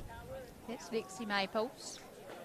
She'll be one to watch in the senior women's hammer throw as they line up shortly to be introduced to the crowd. But right now we have the under 20 200 metres for the women. So we've got Emily Jackson in lane 1, Adira Collette after her win in the 100, Shael Collette after just narrowly getting pipped by her sister, and Emily Fairclough, Neve Townsend, Marielle Venida and Paige Krulmati. Really quality field in this under 20s 200, and out really fast is Shael on the bend, but here comes Adira on the inside. It's the Collette sisters lined up once more. Marielle Venida running as well, but Shael has the lead at the moment. Has Adira got an answer? It will be Shael. It will be Shael ahead of Adira this time. The family spread it round, and once again we have Meryl Venida come through for the bronze. Those three, our shining stars in junior sprinting, 100, 200. Great battle between the sisters. Yeah, I left the stadium last night, and at the same time as the twins and just as the sisters, and wonderful to see the joy and effort that they have for both each other, pushing each other on. Just a credit to George McConaughey, their coach, doing awesome things, and they just love being out there, the Collette sisters, and I tell you what, we have loved watching them this weekend. So time's coming through, 23.73, solid from Shael, wind of 0.1, Adira 23.84, and Marielle Venida 24.58. Now, surely they're pretty close to personal best times for those women. Let me just jump into the standings and have a little look at that. This is on screen right now, the competitors in the senior women's hammer throw. So they were both big PBs for Adira and Shael, as we see the starters. And here she is. Now the reigning national champion, national record holder, and Lexi Maples, she's on the up and up in this event after a couple of years ago choosing to specialise in it. And there is Elizabeth Hewitt, one of the hometown girls in this field.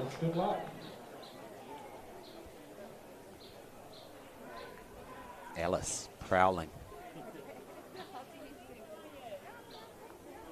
Have you been able to see the board? Are we confirmed at 189. 189? 189. She's had one miss, so she'll regroup and look to see this height again. She's never seen this, had the opportunity to view this in a competition and to jump at it as Maddie Wilson. So in this triple jump competition, Anna Thompson is in the lead. She's going for a three-peat. Now we move on to the Hannah Collins is sitting in second. senior men final. And in lane 1 we have Anna Thompson's best jump today so far, 12.62. Let's see what she can do. Looking great on the runway. She goes through the phases. Coached by her father. White flag.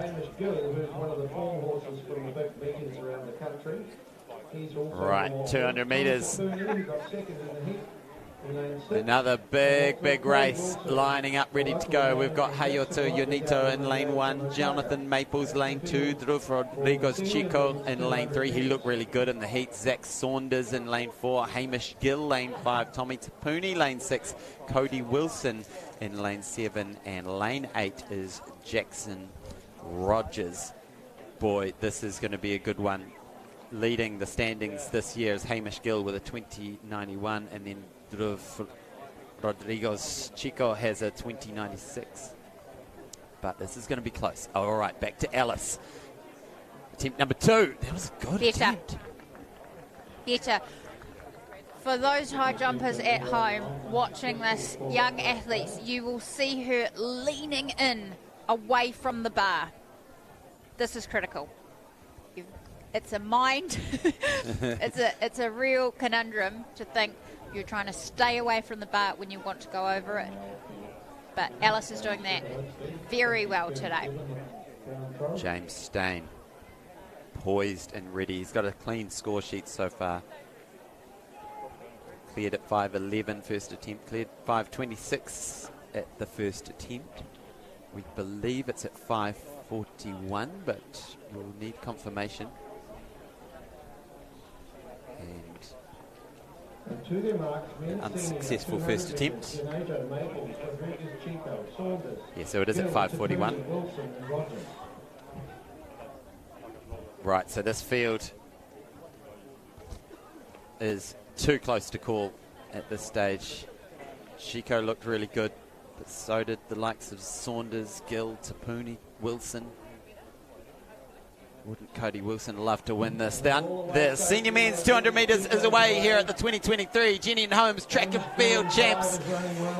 And on the inside, right in the middle of the screen, 2 Aucklanders running really well. Zach Saunders and Hamish Gill. Tommy Tapuni is there as well. Hamish Gill now getting up onto his toes. Chico is coming. Chico is going to take it on the line. Wow, Hamish Gill, it was right there. But that closing speed of Rodrigo Chico for the win. Wow. What an amazing finish. So it's Hamish Gill at this stage, but look at this speed, endurance, the stamina to hold his form, hold that power all the way to the line. He has a little look at the clock, backs off. National title in the bag. Drew was the winner of a Stalwart gift, which is great to see him running here in New Zealand and running very well. He's very happy with that. Great to see Hamish Gill after the disappointment of being disqualified in the 100-metre final, for him to get up and get that silver medal, as we see Alessandra McDonald in the triple jump runway. We will provide you with an update of that. They're in the 6th round.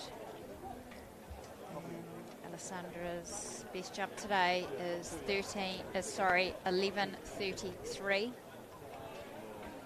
And let's see what she can do here. Currently in 5th position. Here's James Stain. Second attempt. 5.41. Their altitude is getting up.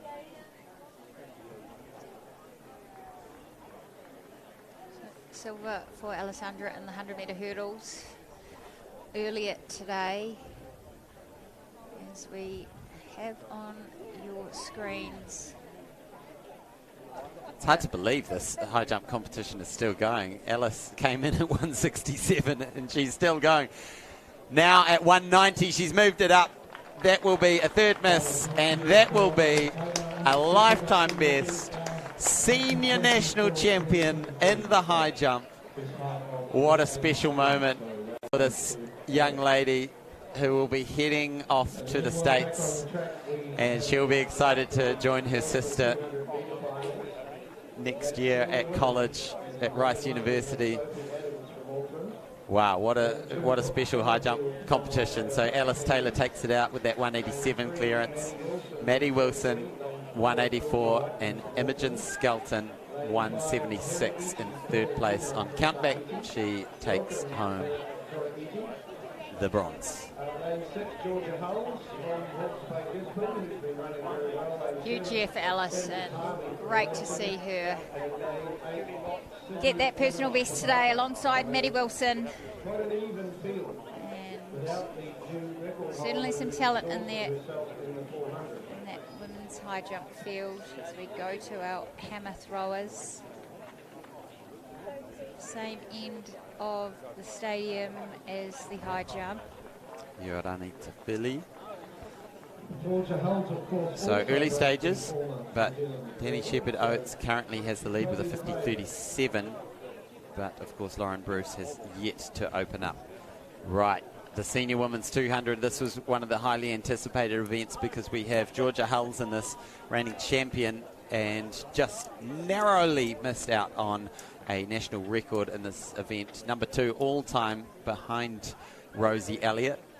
But Georgia Hulls, what can she produce here? Because the winds have been pretty light this afternoon, and she will fancy herself to get out very fast. We've also got Maddie Wilson in this. So Sophie Adams runs in lane 1. Brooks Summerfield back from a solid bronze medal in the 100 metres. Maddie Wilson in lane 3. Georgia Whiteman lane 4. Eritzi Bernardino from Tahiti in lane 5. Georgia Hulls in lane 6. Tamsin Harvey lane 7, Sydney Evans Tabata, and we're away in the senior women's 200 metres here at the 2023 New Zealand Track and Field Champs, and out fast is Brooke Summerfield, but there is Georgia Hulls. There's the woman of the moment, but she's going to have to do a bit of running home because Brooke Summerfield has got a great bend, and coming in home now here, Georgia Hulls. Can she pull it off, or can Brooke Summerfield take it? Georgia Hulls pulling away. Georgia Hulls will be your champion, but only just. What a weekend Brooke Summerfield is having. It looks like she adds a silver medal to her bronze in the 100 metres. But boy, oh boy, for about 180 metres, I thought that was Brooke Summerfield's race. Well, we expected a lot from Georgia Hulls, and she delivered in terms of the national title, but hats off to Brooke Summerfield, chased her all the way. Lauren Bruce, the first round throw in the hammer, sends it, and it just sticks into the soft turf. The caretakers will have to do a bit of work to repair that outfield because that was coming from a long way down, long way up in the air. So around about 60 metres, that'll shoot us straight into the lead. So confirmation those women ran into a stiff headwind. Oh. Minus 2.2 unofficial times here. Georgia Hulls 23.89. Brooke Summerfield 24.18. So like you said, Hayden, Brooke Summerfield looked very good, and that bodes well for the relay next weekend. And I'm very happy about that. So we wait Joan Merrilees to adjust the indicator board. And if she can just turn it right round there. Well, there we go. 58.75. Anna Thompson on the back straight. She gets the white flag for her jump. It is all go. This is Lexi Maples. Lexi. Oh, that's big. That's really, really big. This is a big challenge for Lauren. A big statement from Lexi. That is, you've got to think, very close to the 60. You can see there just a quiet little smile. She is coming in with some confidence. Well, she... Look at this. She had the angle, had a great release. And for a moment, I thought she was going to step out the front. But she knows what she's doing. So this looks like a personal best, actually. 58.85 for Lexi Maples. Oh, and is that enough to... What did Lauren get? I think she's in the lead, isn't she? Lexi's in the lead. Waiting for results to update. So a lot happening, and we do have to wrap up that pole vault competition. So James Stain 5.26, Nick Southgate 5.11, Max Atwell 4.81. They're your medalists.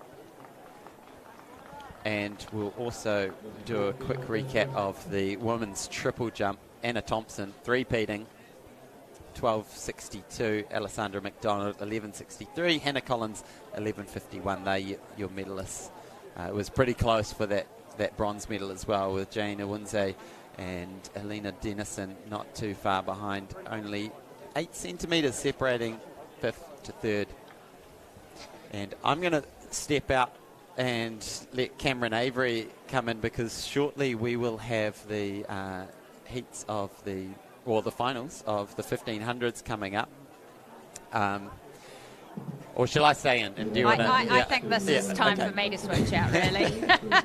So welcome on in, Cameron Avery. Do you want to go and grab some interviews, because we need to catch up with the likes of Alice Taylor, Georgia Hulls. We do. You know what? I'd love that. I'll be back. Yeah, grab the mic, Sarah, and let's get you in Cameron Avery.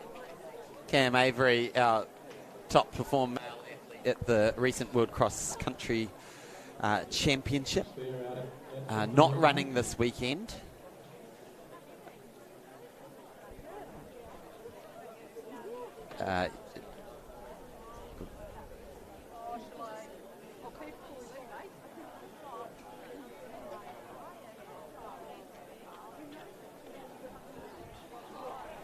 All right, we got you now.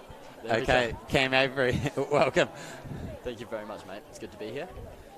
Cool. Yeah, good to have you here. Now, why do we not have you running this weekend? I just came down with a little chest infection last week, so that unfortunately dashed plans. I know that Sam was really, really nervous to go up against me. He's 15, so I'm really glad that I could give him a little bit less competition. Yeah. I did hear that he was shaking in his boots. He was. With the thought of Cam Avery lining up. Yeah. And just sends into the net, it looks like. That was such a massive throw by Lexi in the pole vault. I know that I'm Impressive. not a pole vault connoisseur, but in the hammer. Yeah. Oh, sorry. Did I say pole vault? Yeah. That's also going on over there. I'm off to a great start. There's a lot going on. There is a lot going on a Sunday here. afternoon at the National Champs. There is, but what a great crowd. Yeah. And beautiful conditions. I know that the people back home, I'm not sure if you've already mentioned. There is Lexi's throw. That was a huge throw from Lexi. I spoke to her actually just up there right before the competition, and she seemed locked in. So I'm not surprised to see her throwing PBs today. But how good to have her stepping up with the recent departure of Julia from the field. It's not a rebuild, it's a reload. Yeah, We've got someone like Lexi to step in, and that's amazing. Great competition for somebody like Lauren to have. Yeah. And it is really cool. Just stepping into some pretty big boots, but so far, Lexi, she's rising to the challenge to fill those boots. So here we go. This is the start. Let's talk us through it, Cam.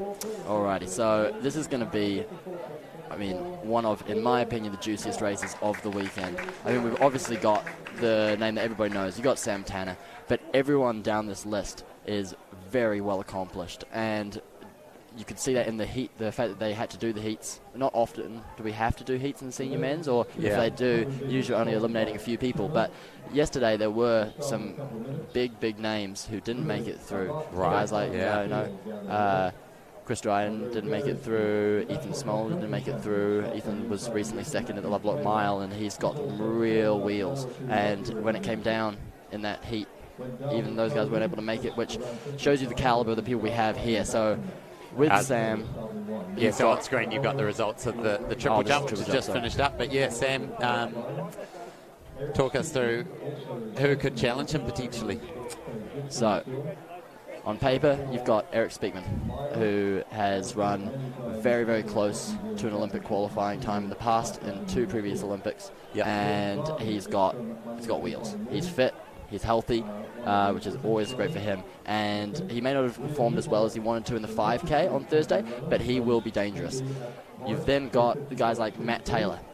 Everybody's favorite person. Matt's an amazing guy. I'm biased. He's my training partner, but he's the other sub-4 miler in this field. Yep. And gosh, he's got some wheels. Not riding super high on confidence right now, just due to a bit of bout of COVID back in December, which knocked his training a little bit. But he's getting better with every single race that he can get under his belt.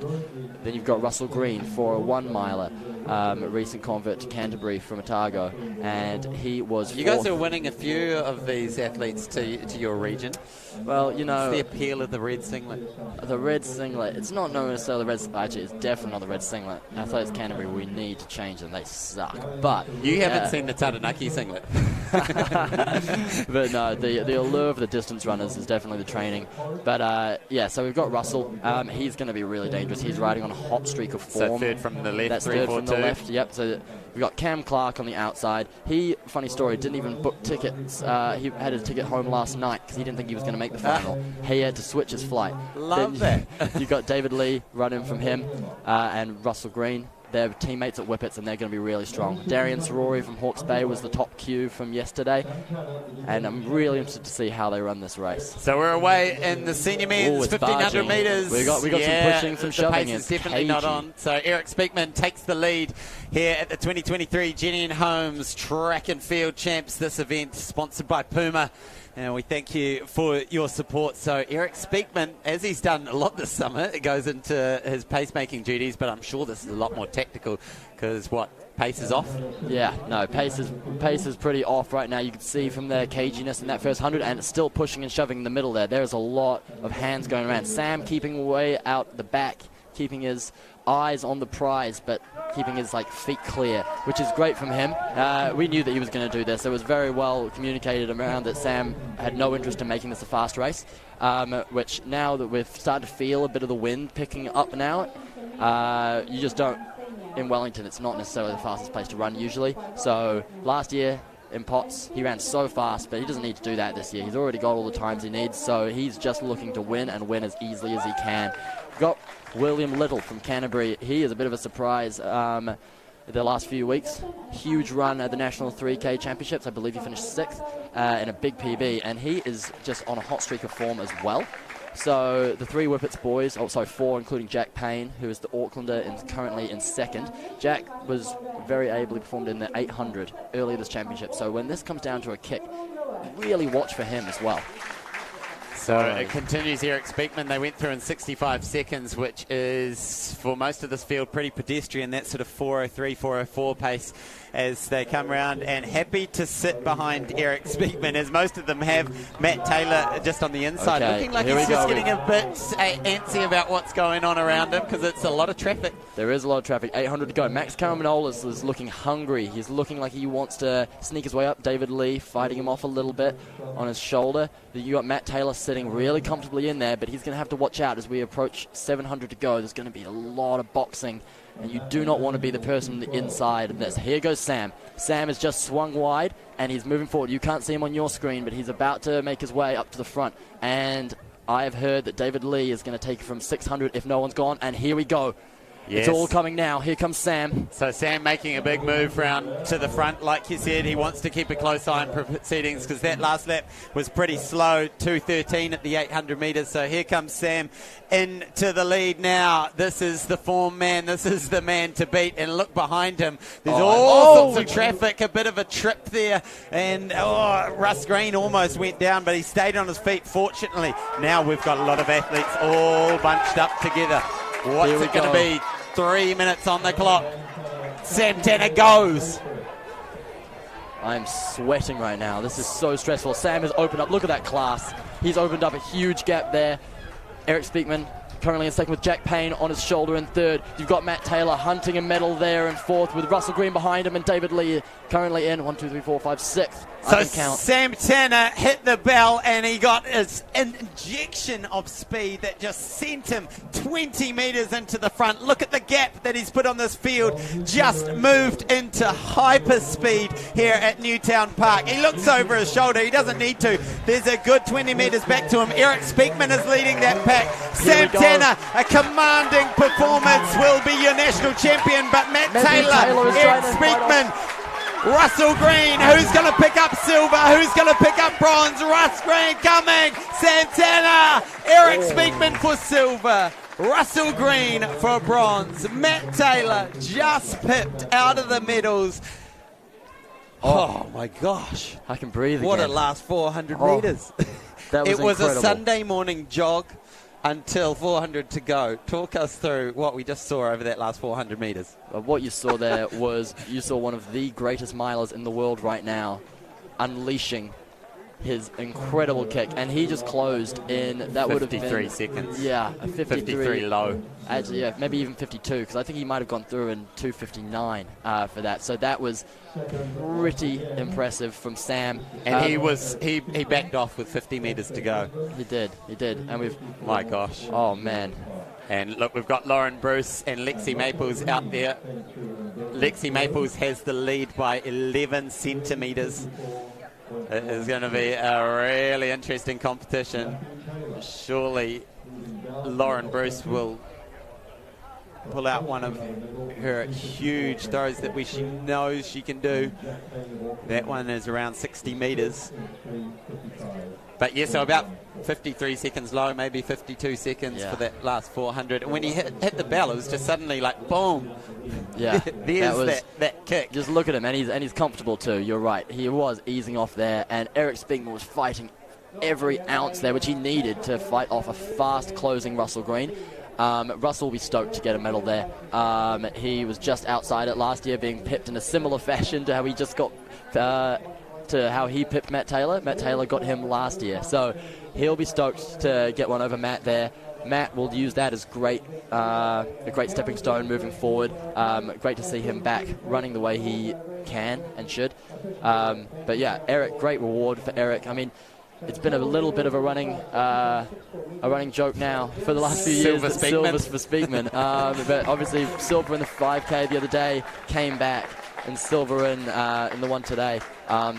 But he's not losing to Scrubs. He's losing to Julian Oakley, who is a world-class 5K runner, and Sam, who is literally one of the greatest in the world right now. So that's just huge. We got the start list for the women's 1500. If that wasn't good enough, we got some more coming where that came from. So Catherine Camp will start in this one. Bridget Dennehy, Cara McDermott, Rosa Twyford, Emily Rowan, Michaela Tinkham, Laura Nagel, Holly Manning, Angela Petty. Great to see Angie Petty making it through, about 9 months after giving birth. That's impressive. Annie Grogan back from her 5,000 metres. Silver medal the other night. Tilly Hollier and Becky Green as well. So this is going to be a matchup. It is. And Annie also won the 3K steeples as well. She has raced so much. I'm pretty impressed by her schedule that she's been doing. But what a field she has to line up with. All right, so shortly we're going to go down to an interview with Sarah Cowley-Ross and Alice Taylor.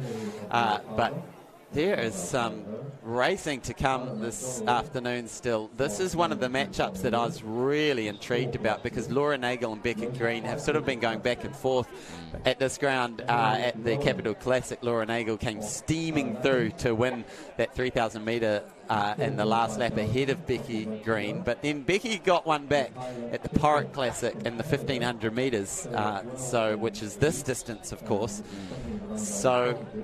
And Becky's the reigning New Zealand mile champ, so she'd love the 1,500 metre title to go with that. And then also that woman in the green of Manawatu Wanganui, number 500, Cara McDermott, will be one to watch. Crossing now to Sarah with Alice Taylor.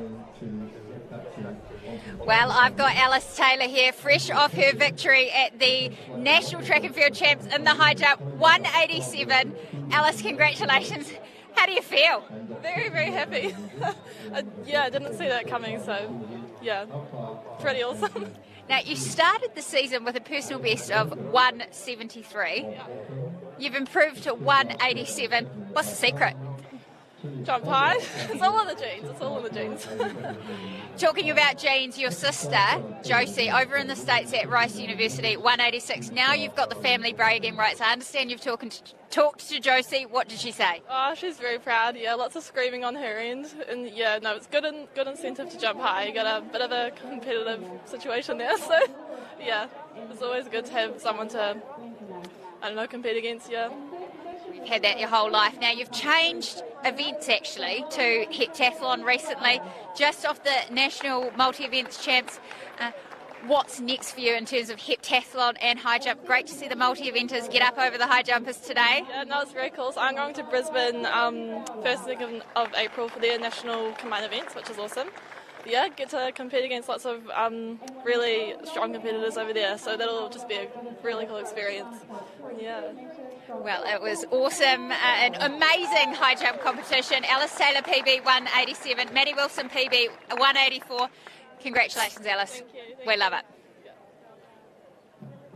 How good. And there we've got the discus boys. Connor Bell looking pretty stoked to get a senior national title. And here it is, the Puma senior women's 1500 metres.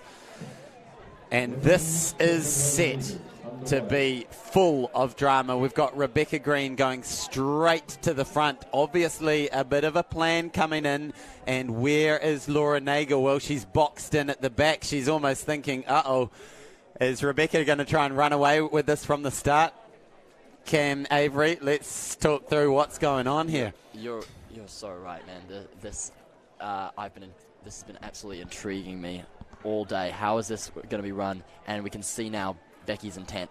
She is not content to let this sit, and she is going for it. Laura did get caught a little bit unawares, and she's moving up into third now, with Tilly Hollier sitting in second. Tilly is on just a tear recently, and she could be a huge medal threat. That wind is just gusting right now. It's going to be really tough because they've let that gap form, so Becky is doing a lot of work up front, but they're having to work just as hard, if not harder, to get back to her, and now Laura's moved into that second place position, and she's moving up, trying to get into that slipstream of Becky, but she's having to work so hard to do it.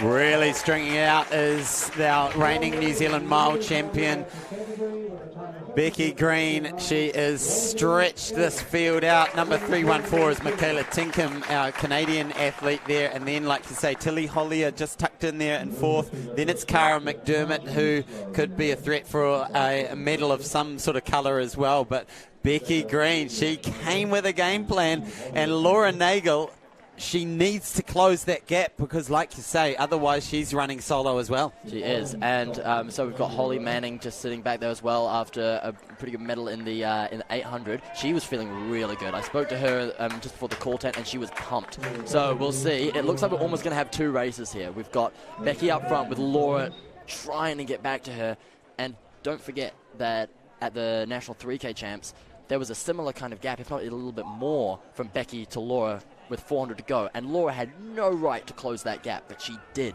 and she came storming by in the last 100, and it was one of the races of the competition. Can she do the same here? Can she keep that gap manageable so that she can strike? Amazing stuff, and this pace is on, ladies and gentlemen. She's out at 2:13 at 800 metres, which by my maths is around about 4:10 pace for the 1500, which would be a PB for both these women. And you can see the gap that they've opened up on that pack of quality girls behind there. Laura Nagel, she's been given a carrot to chase, and she is chasing it as best she can, but that bungee cord is stretching because Becky Green is looking strong and fast. Oh, here comes Laura. She's smelling blood now. And so the girls went out just as quick, I believe, as the men. The men went out. 2:13, I think, was the 800. You're right. Here we go. One lap to go. Laura's closed the gap, but can she get by? Has Becky just been conserving a little bit, thinking that this might be a battle? It's about 30 metres back to the pack, and that pack is being led by Tilly Hollier, and then it's Cara McDermott. The gap is closed between Laura Nagel and Becky Green. These two have had a good old battle all summer long. It was 3,000 metre win for Laura Nagel. It was the mile win and the 1,500 metre win for Becky. Now Laura's going past, steaming past Rebecca. Can she respond? Becky pumping the arm. She's got to stay with her. She's got to stay with Laura Nagel. Here they come round the bend at Newtown Park. Laura Nagel is stepping on the gas, ladies and gentlemen. Can Becky respond? Can she pull some energy from somewhere? Laura Nagel, she's got 100 metres to go to repeat her title from last year. She is moving away. She's found that gear. She's found the stamina. What a race we've had. Becky Green set it up. Laura Nagel is going to take the crown, and it will be certainly a PB for her. A fast time. Becky Green, big sprint.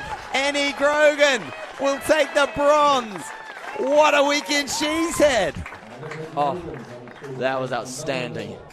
Oh my gosh. And that, so first up, amazingly well judged race by Laura. 4:13. That's a fast run from her, and she did it a hard way too.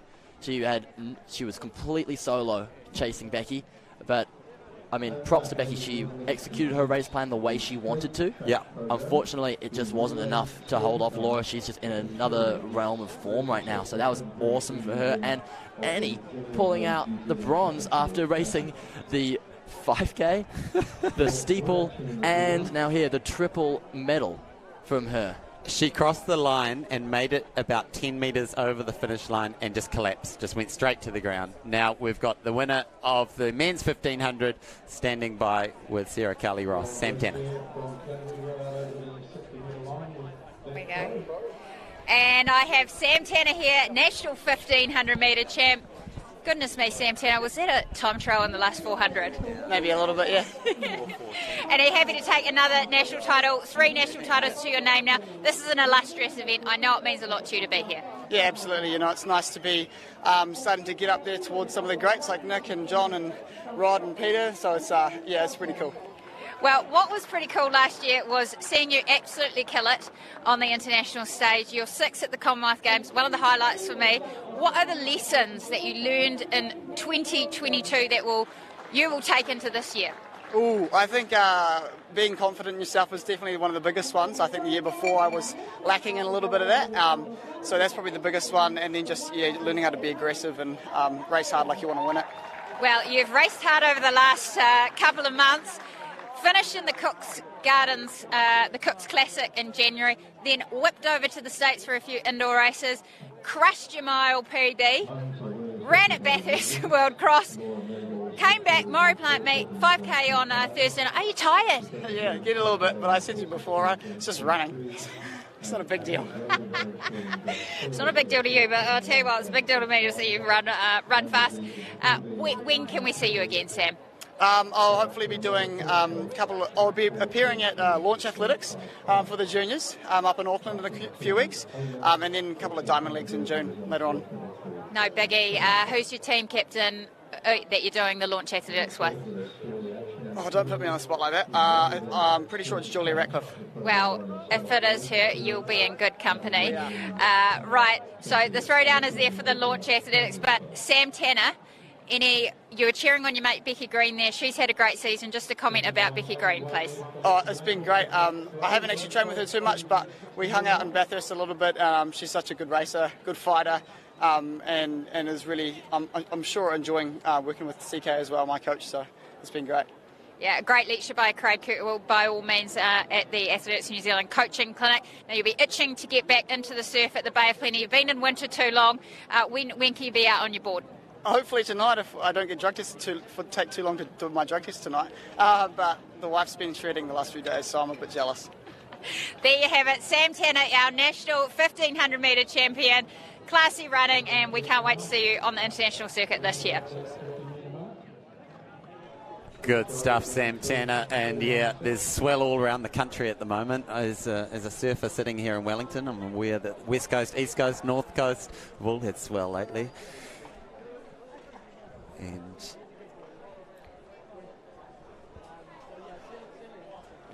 out in the hammer throw, we've had a bit of drama because Lauren Bruce has improved her best today out to 64.17, and that puts her 5 metres ahead of Lexi Maples.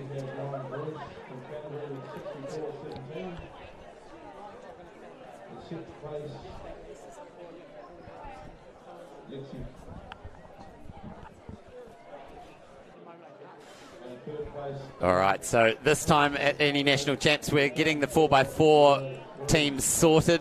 The team managers scratching around trying to get their teams ready to roll. But in the hammer throw, we had that big drama with Lauren Bruce. She's now got a commanding lead, 64.17. But Lexi Maples is improving her PB. She threw a PB in the first round, 58.85. Now she's up to 59.81. And Danny Shepherd-Oates is sitting there in third place, but not too far behind her is Elizabeth Hewitt. So we're into round 4 in that hammer throw competition, but in the track we will turn our attention to the 4x4s very soon. The under-20s will go first. Any thoughts, Cam Avery, before you head off on those two 1500 metre finals? Apparently we've got Laura about to do an interview with Sarah. So yeah, we'll let them go to that. So down to Sarah Cowley-Ross. And I have Laura Nagel here, has defended her national 1500 metre title. She's told me she was nervous all week, but you did it. How does that feel? Yeah, I'm relieved, happy, like a bunch of emotions, I suppose. Yeah, it was good. Your strategy in the race, Becky went out hard. You've had some good battles throughout the season, but what did it feel like as you entered into that last lap? I just thought, stick to the race plan. I mean, I never expected Becky to go out like that, but that's awesome. And yeah, so yeah, last 250 was just give it everything and don't stop. Yeah. Now, you and Becky have had some great battles over this season. How important has that been for your own development as you look towards the rest of the year in 2023? Oh, huge. I think just making it exciting, especially for people to watch too, is always really fun. And I think it's just a testament to our women's field's finally growing. This is the first year, I think, in I don't know how long that we've actually had heats, which is quite cool. So yeah, it's just awesome. Well, we've got a race about to go behind us, but Laura Nagel, congratulations. You've added to your 5K title that we saw on Thursday night. Winner of the 1500. Have a rest. Well done. Okay, we've got the 4x400 under 20 boys going. We've got Canterbury in lane 2, Hawke's Bay in lane 3, Auckland in lane 4, Otago in lane 5, and Wellington lane 6. Now, Cam Avery, before we let you go, any final thoughts on those 1500s, because they were electric? I think that the athletes just, they spoke for themselves really there. There's nothing really more to add other than that was just outstanding racing. Huge to see Angie Petty coming back into 4th place. Amazing. That's amazing, her 8 months after giving birth. That's amazing from her. Laura Nagel, Sam Tanner, obviously just a class ahead of everybody else, but with such amazing racing behind them as well, with Becky running a brave race. Here we go in the first change for the 4x4 for the under-20 boys. Yeah, what's your call? Canterbury, they're your home team, of course. The red singlet is flying at the moment. It is. They've just moved into first now. Strong showing from the Auckland boys. One of the interesting things about these 4x4s is that it really is which team managers can wrangle the right amount of people together at this point in the competition, but they are the most exciting races. Here they go. Auckland's not content to sit behind.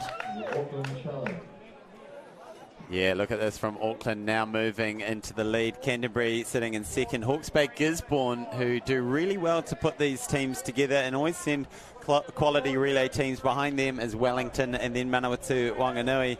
But here comes Auckland. They will have the lead at the midway point and not too far behind. It's Canterbury. There they go. Oh no!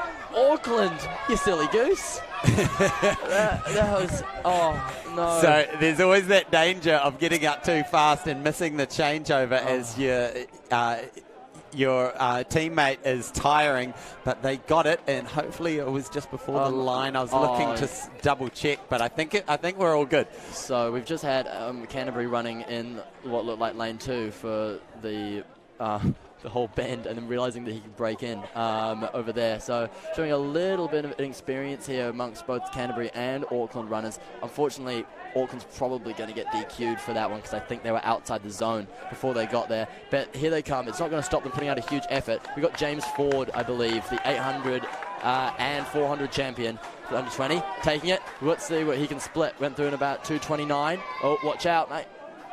Auckland is still in there, and he's about to... Ooh.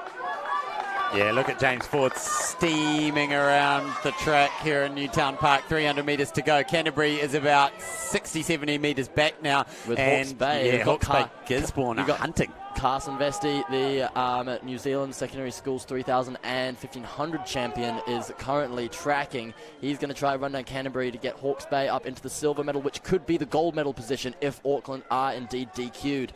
James Ford pulling Auckland home, 100 metres to go. He can't worry about what the officials do. He's just running a blinder of an anchor leg. Here he comes. He's had a wonderful weekend again. He's going to bring his team home first across the line. Auckland, big battle. Canterbury and Hawke's Bay. Looks like Carson might have burned his matches too early. He's not going to get there. Canterbury holds on for second, which might end up being... Carson stays on his feet. Success. And Canterbury embrace such great camaraderie. We love to see it. Hawke's Bay Gisborne. A huge fight there from Carson to try and get back, but it just wasn't to be, unfortunately, for Hawke's Bay today. Safe to say he emptied the tank in that situation. Absolutely. The tank was on empty. The empty light came on probably about with 70 metres to go, and then it spluttered over the line. But he got there. To be honest, I think up the team of bronze. Most of the engines were probably on empty before the gun even started today. Yeah, that is very true. So there's a summary of the results. So Sam Tanner, that blitzing last lap. The times really don't mean anything because it was mighty technical. It came down to that 400-metre sprint. Eric Speakman hanging on for another silver to add to his collection. He's won at this event, of course, before. And we catch up with the action with, I think that was Danny Shepherd-Oates out there in the hammer throw.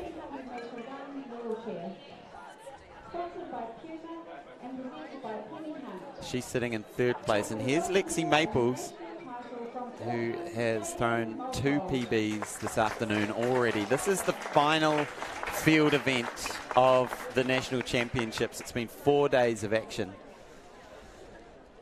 And thanks so much, Cam Avery, for coming in throughout the weekend. It's been great having you here. Makes your trip worth it while you've been resting the body. And for you, after your performance at World Cross, what's next on the cards? Where will we see you next?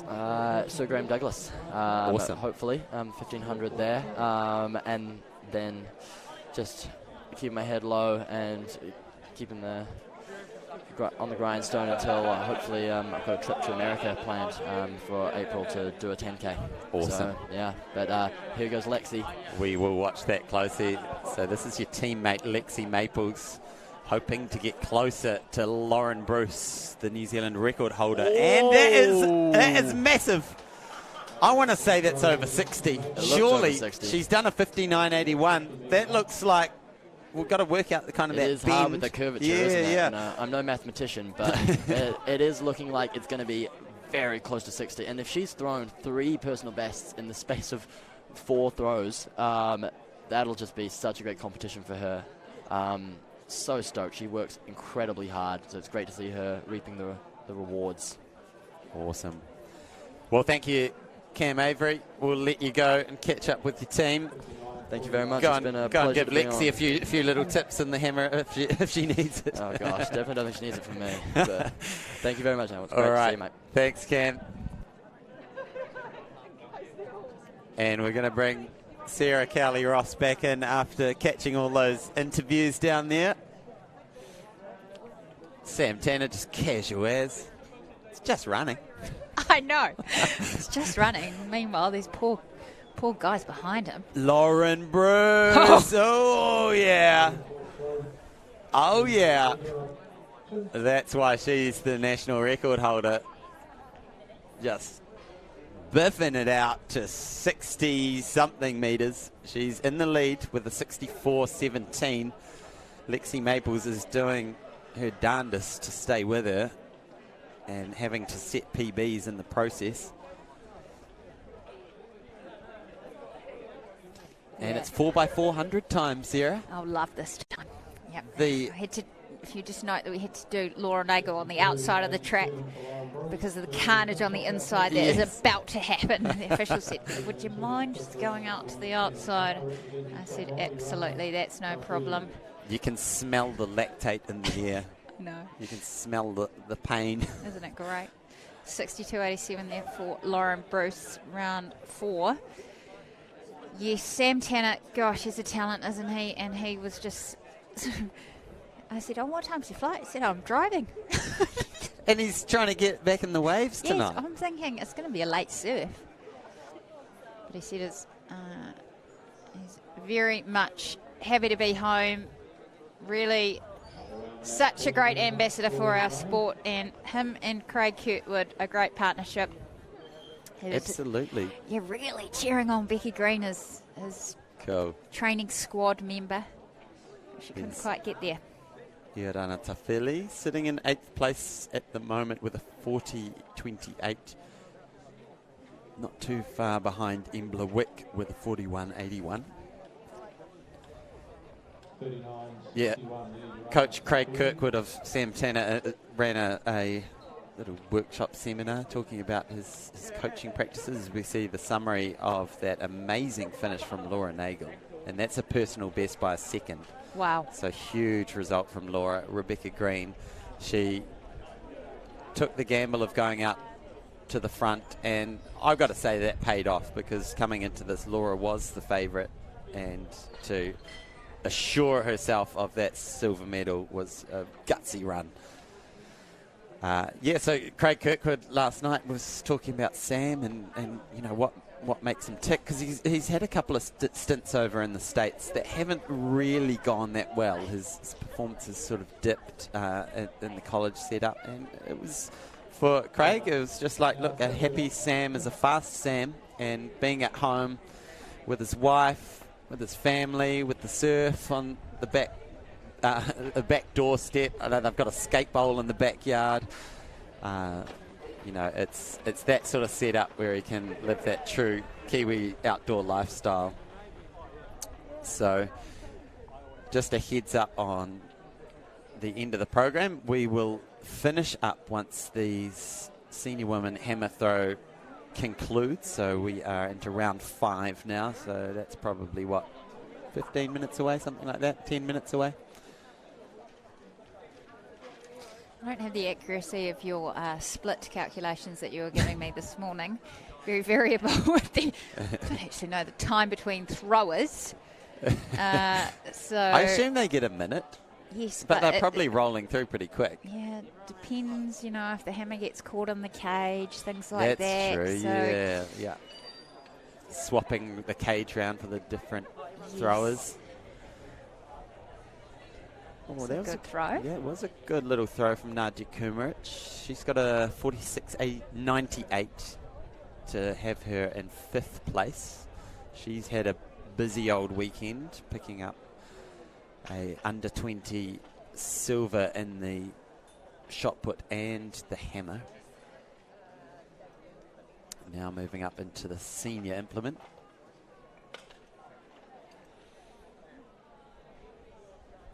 $45.98, Nadia Kumaric in round 5 of the senior women's hammer.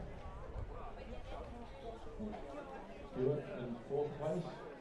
I just had to second guess myself, because the under 20s do actually throw the 4 kg hammer as well as the senior women, so that makes it nice and easy for those under 20 athletes to transition between the two events. And for us, let's be honest. Yeah. And changing weight at the end of the hammer must be such a transition. Just getting that balance right.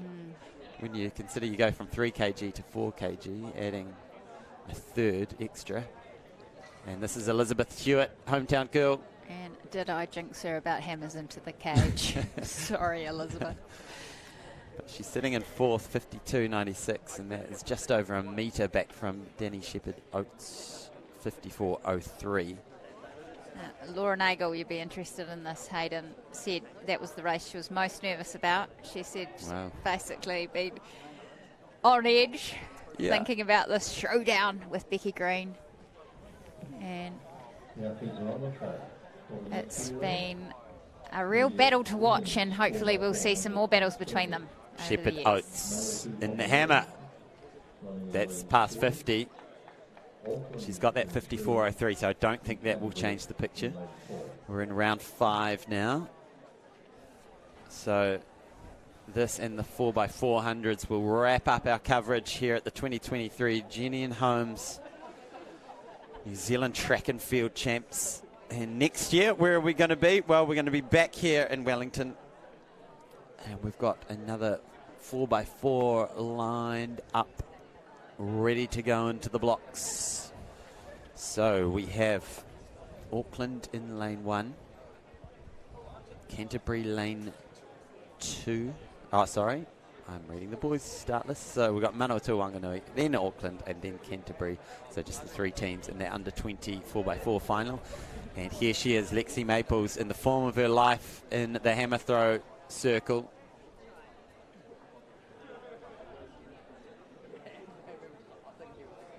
What can she do? Round 5.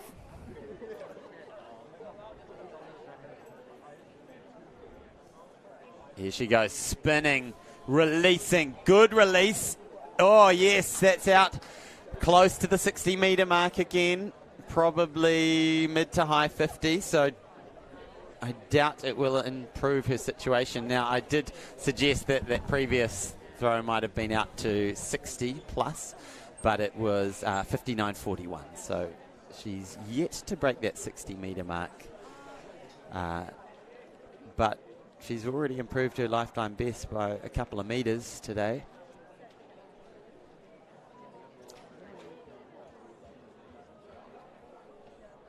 And on the track, we have the 4x400 ready to go. Manawatu Wanganui are running on the inside in lane 3. We've got Auckland, and then it's Canterbury. So 3 teams lining up for this one. And interesting, as we see Lauren Bruce winding up for round 5. This is a big one from Lauren Bruce. Out it goes. Whoa, yeah. That got pretty close to the 70. Lauren's looking happy. Oh, yeah, things are starting to click for Lauren Bruce here at Newtown Park.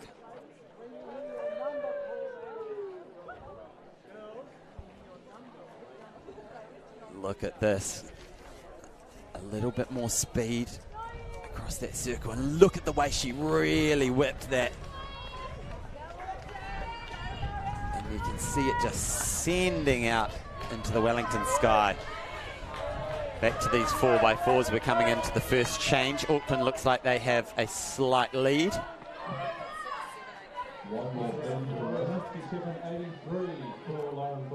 And just confirming there as Joan Merrillees turns around the indicator board, and we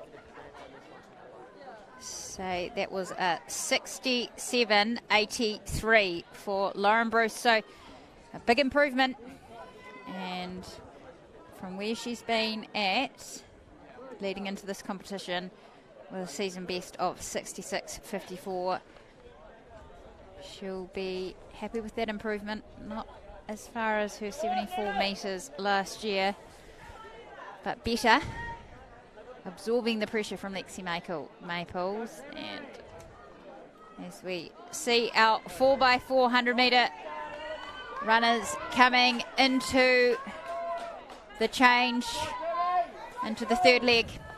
Halfway through, Auckland with a good lead, about 30 metres back to Canterbury, and then it's only about 5 metres back to Manawatu Wanganui, so a good battle for that silver medal.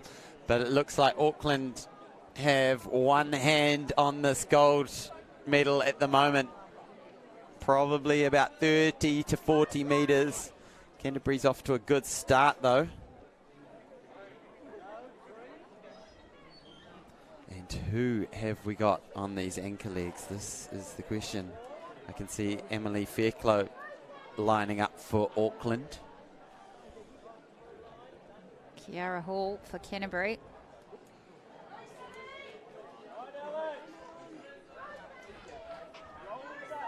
This is a great leg by the Manawatu athlete behind this Auckland strong team as they go into the final change. So the last lap, Canterbury in second place, Auckland out the front with about a 30-metre lead. It is Emily Fairclough leading the race at the moment for Auckland, but behind her is Kiara Hall, and we know what sort of wheels she's got, and behind her is Maggie Jones, I think it is. The hurdler. Maggie Jones. So it looks like it's going to be Auckland. Surely they will win it from here in this 4x400. This is the under-20 women's. So bringing it home is Emily Fairclough. Gets the applause from the audience behind her. Canterbury look like they've cemented their place in silver. And Manawatu Wanganui, who always send good relay teams to these events, will settle for the bronze in a tick over 4 minutes for the 4x4, and all the athletes embrace, because that is the end of a very tiring 4 days for these athletes. And a successful way to end for all the teams as well, picking up an extra medal. Yeah, love to see everyone just making teams, and doesn't matter if you're a distance runner or a sprinter. If you get asked to do a 4x400, Greatest moment of my athletic career was when the Wellington manager came and tapped me on the shoulder. Dreams do come true. How'd you go, though? I did. So did they tap you on the shoulder as though you hadn't made the team? Or? My response was, "You're really scraping the barrel, you realise." Oh, Hayden, give yourself some credit. And I didn't run. Oh, you didn't run? How come? I passed the buck on to one of our other 1,500 metre runners. Was it a pun there? Yeah, I'm not sure who took my place. But you were robbed. Yeah, maybe I should have just done it to get the feel. It's a great but relay. Just being chosen was enough for me. That was enough. Well, I'm happy to hear that. Putting it on the CV. I'm happy to hear. Put that on your CV. Great to see the addition of the mixed team relay at Olympic Games and World Championships. Wouldn't it be great if we had a New Zealand team in there, Hayden? Oh, yeah. Oh, yeah. Can tell you one thing, it won't be us. You and I am talking about. Yeah. Unlikely. Highly unlikely. Masters champs, yeah, let's bring that on. This is Elizabeth Hewitt, much more serious business to conduct. This is the final stages of the women's hammer 6th round. She's sitting in 4th, 52.96. She needs 54.04 to get a medal. No, that won't do it. But solid day at the office, nonetheless, for Elizabeth Hewitt. She finishes in 4th place with a best of 52.96. And we're left to our top 3 competitors. Shepherd Oates will be the next one out.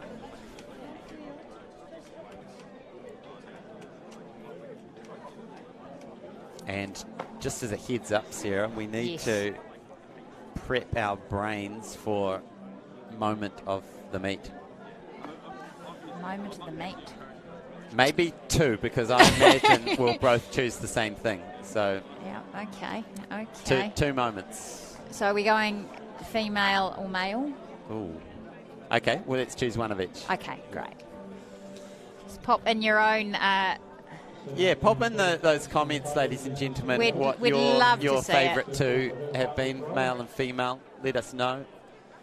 Maybe even you want to go male, female, all through the age groups and give us 8 of your key moments. And look, if you've had a friend or family member who've been performing, be sure to tag them in those comments. As we see Shepherd Oates finishing her day with a good solid throw. That's out beyond 50 metres. It won't change the picture of her standing in bronze position, but it will be a medal for her.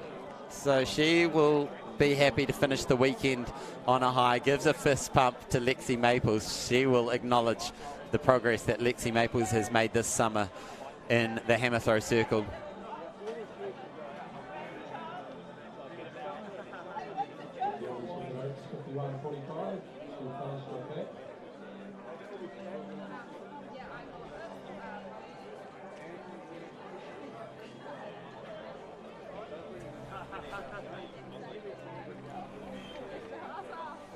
Lexi Maples, here she comes.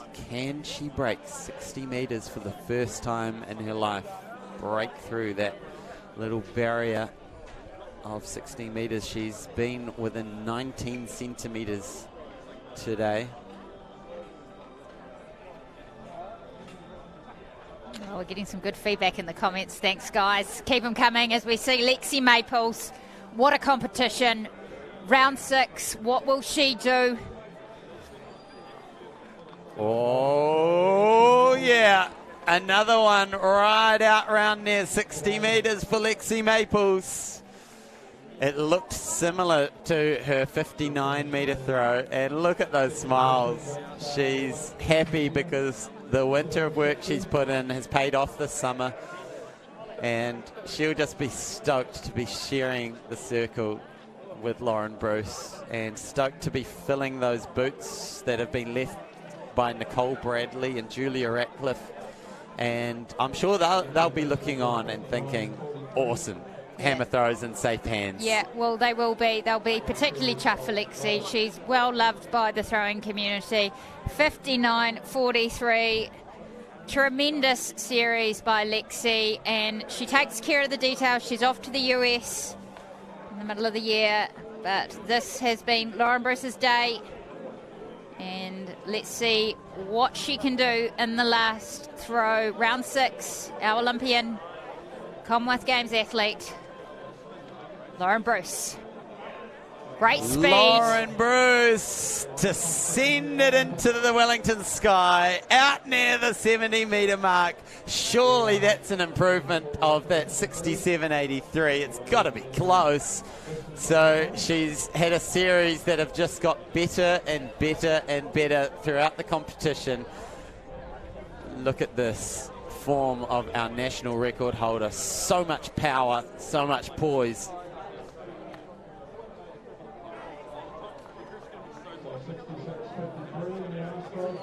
66.53, so just a metre or so off her best of 67.83. Wow, what a way to end, to see Lauren Bruce claiming another national title, backing up her first ever national title last year, which was a big moment for her. And what has this woman got in store this year as she heads into an international season? Yeah, wonderful to see Lauren back here. Season best. She'll be building for later in the year, but congratulations to all our women hammer throwers out there today. As we see Lauren Bruce there on screen. And just to acknowledge, a moment to acknowledge all the officials who have made this weekend possible.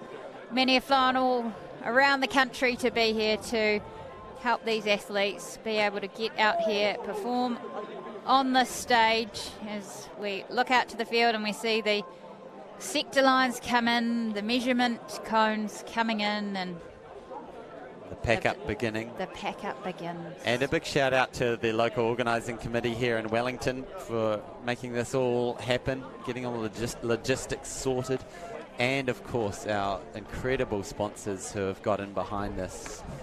Who have we got to thank? Our naming partner, Jennian Homes, and for 7 years Jennian Homes have been the naming partner of the New Zealand Track and Field Championships.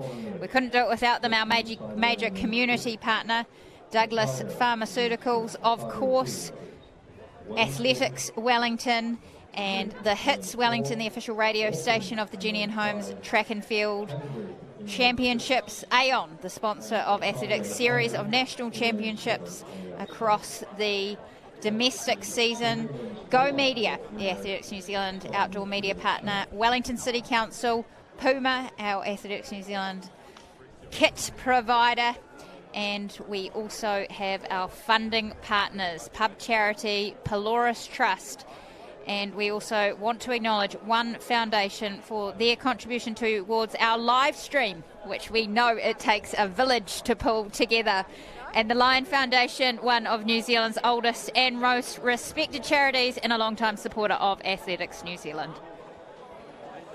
So, are we going to catch this 4x4 before we wrap up? So we've got the senior men's 4x4 lining up, and also lined up. Have you got your top two moments? It's been national championships to remember. It really has. Now I can't. I'm down to 4. You've whittled So it we're down to 4. I'm still at 10. Okay. Well, I'm going to go for it. Okay. While I can. Okay. Top, obviously, Zoe Hobbs. New Zealand record in the heats, 11:07, 10:89 windy. An amazing performance that we were lucky and I feel privileged to have watched. And I know many of you out there bought our country, bought Zoe, bought her home. So second, I would say the male performance in terms of world ranking, Jack O'Gill, 21.80, outstanding, he delivered. And personal favourites for me were the heptathletes standing up today in the high jump. 2 personal bests by them, 187 for Alice Taylor and 184 for Maddie Wilson. And my other moment of the weekend is Adira and Shael Collette. Yes. 11:61 dead heat, separated by the thousandths in the under 1800.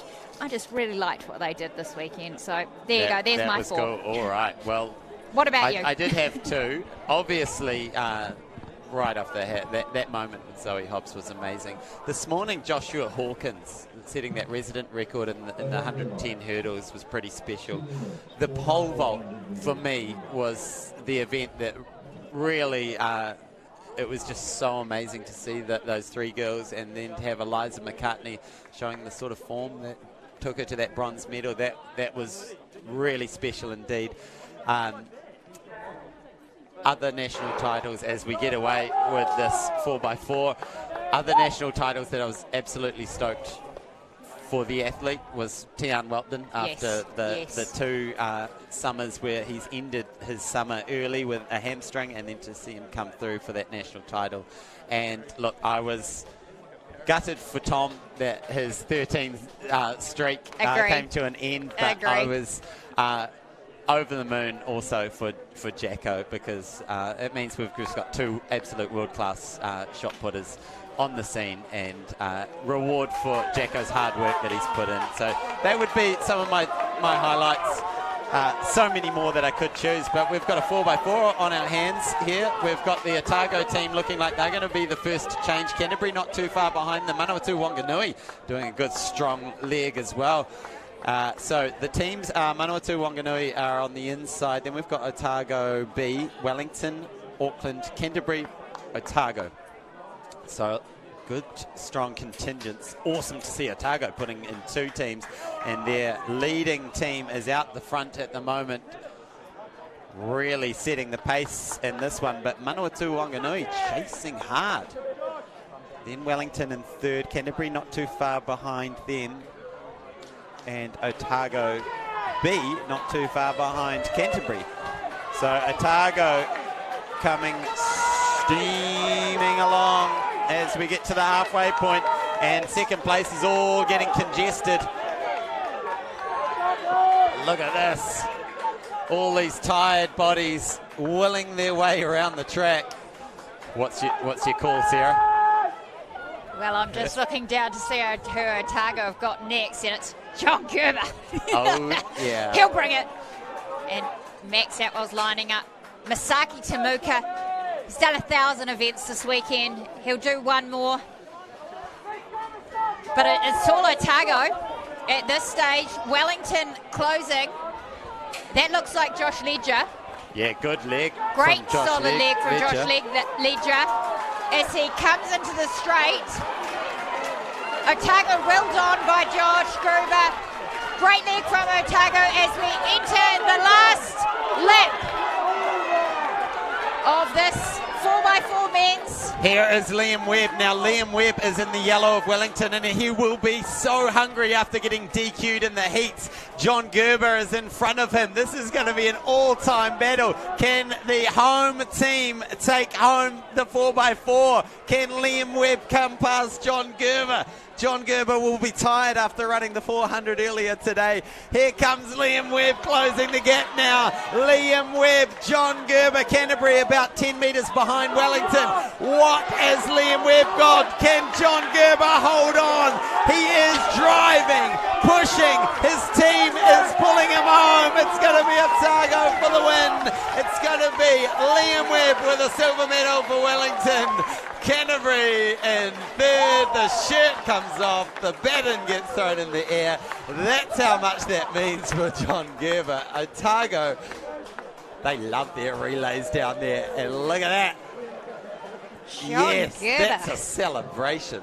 That's a celebration. He knows his way around a gym, I think, John Gerber. But what a storming 400 to close this championship in the men's events. I really thought Liam Webb, he was he was seething after that disqualification. I thought he might get up, but John Gerber. 5th highlight for me for the weekend, John Gerber, right now.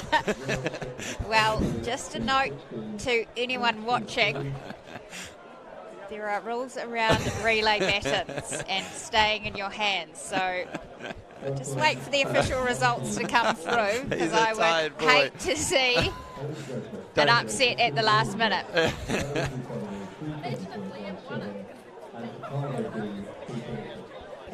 They are taking a while, but it does look like Otago have been given the line honours from Wellington and Canterbury, but those are unofficial results. So good news, ladies and gentlemen. We are going to stay on and catch the women's 4x4, which is a matchup, a triple header, Auckland versus Hawke's Bay, Gisborne and Canterbury. We're going to take a quick break and we'll be right back.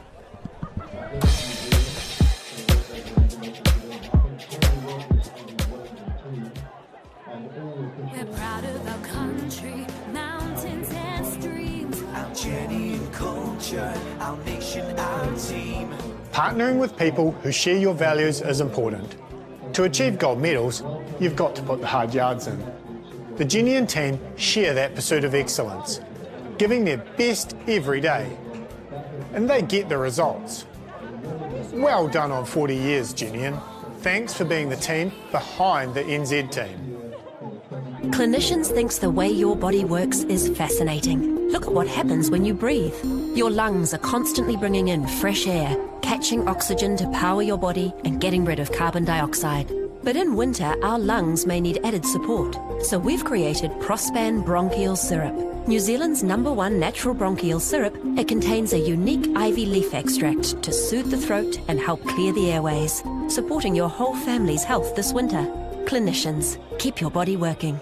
To be awarded more than any other in the Registered Master Builders House of the Year Awards is testament to the craftsmanship that goes into every Jennian home. Thanks for continually raising the standards.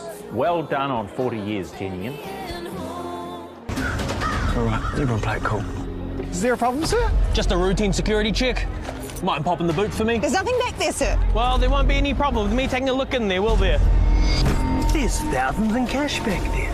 This car must be the brand new Skoda you're giving away on the hits for the cash and car competition! Can I get a selfie? Yeah, it's always nice to meet a fan. Not with you, mate, with the car. Could you lot move down so it's just me in the car? Listen to the hits to be in to win a Skoda Kamiq Monte Carlo loaded with cash. Thursday, March 16th, live on the Athletics New Zealand YouTube channel, the Sir Graham Douglas International, presented by Harcourts Cooper & Co. Your summer of athletics continues as a galaxy of star names compete at this World Athletics Continental Tour event with the World Athletics Championships and World Para Athletics Championships in their sights. The Sir Graham Douglas International, presented by Harcourts Cooper & Co. Watch live Thursday, March 16th on the Athletics New Zealand YouTube channel. Proudly brought to you by Douglas Pharmaceuticals, Harcourts Cooper & Co., the trusts, the hits, and our event partners.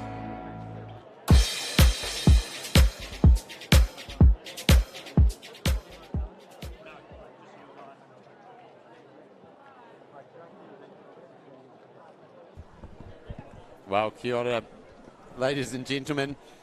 We are back for the final race, final moment. As I just put some sushi down.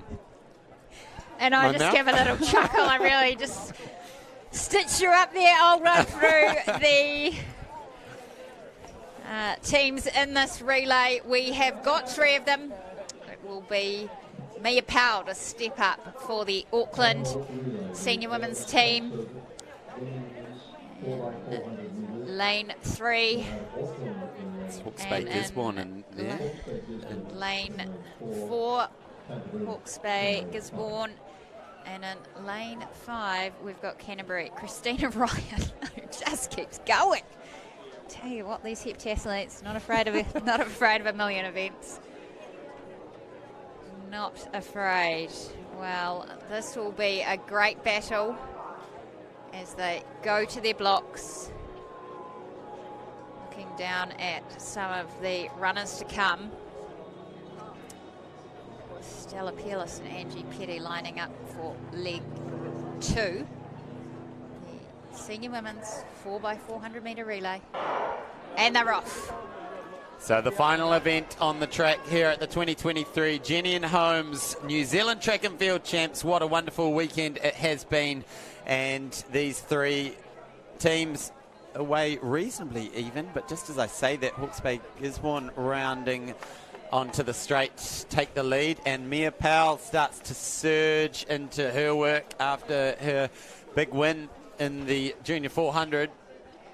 So moving into the top bend, she will bringing Auckland well into the lead. Christina Ryan, good strong finish from her. She will be tired after all the work that she's been doing. But here comes Mia Powell, and a fast finishing Christina Ryan too. Look at this. Look at this game on as they come up. So Pass the baton on. Yeah, Christina Ryan's going to hand it off to Angie Petty, who had a great 1,500 metres, finishing 4th. Think about that, just 9 months or so after having her first child. Very impressive work from her, but it is Auckland leading the way. Stella Peerless out in front, but the steam train is coming. 200 to go. Leg 2, women's 4x400 metres.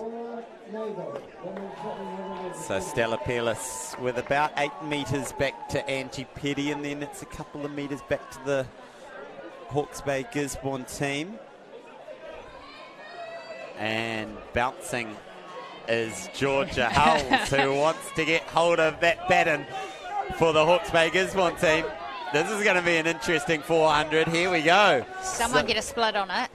So about 500 metres separating, about 5 metres separating each of the athletes. Georgia Hull's conservative to start. Canterbury making a bit of inroads to Auckland.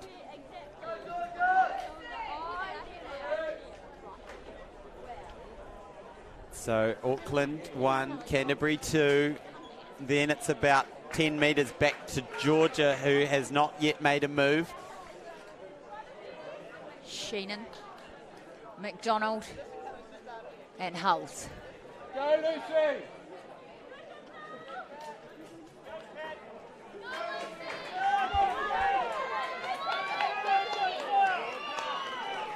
So we've got Holly Manning lining up. We've got Catherine Kemp lining up. So Canterbury is going to take it. Here we go. Georgia Hulls hands off to Holly Manning.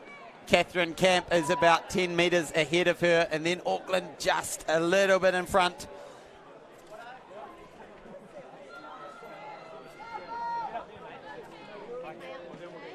It's the distance girls stepping up for the 4x400 metres, the final event of the track program at the Jennian Homes 2023 National Track and Field Champs. It's Jenny Hawker from Auckland, Catherine Camp, Canterbury, Holly Manning, Hawke's Bay, Gisborne, and it's Jenny Hawk coming into the home straight. Here we go, 80 metres left to run. Jenny Hawker has the baton in her hand, has the team in the lead. It looks like Auckland is going to hang on and win the final medal on the track as Catherine Camp grits her teeth, brings it home for a silver, and Hawke's Bay Gisborne, Holly Manning comes through for the bronze. And look at that, Catherine Kemp. She's been in distance training. She's like, oh, this is my old friend, the one lapper. So there we are, ladies and gentlemen. Now, an acknowledgement, the men's javelin was set to go. There has been a delay in that competition. We were hoping to be able to bring you that under-20s competition and the para javelin, but unfortunately that will go beyond our broadcast window. But everyone who's tuned in, thank you so much. Everyone who's hit that share button and jumped in the comments, we really appreciate you getting involved. And once again, to all of the athletes who came here and participated, You know, it may have gone well, it may have gone really, really well, or it may have been less than ideal. This event is full of heartbreak, it's full of dreams coming true, but if you've made the start line, that's a massive success, and we wish you all the best over this next year as we start the countdown to Wellington 2024. The track and field champs will be back. So start training tomorrow, ladies and gentlemen.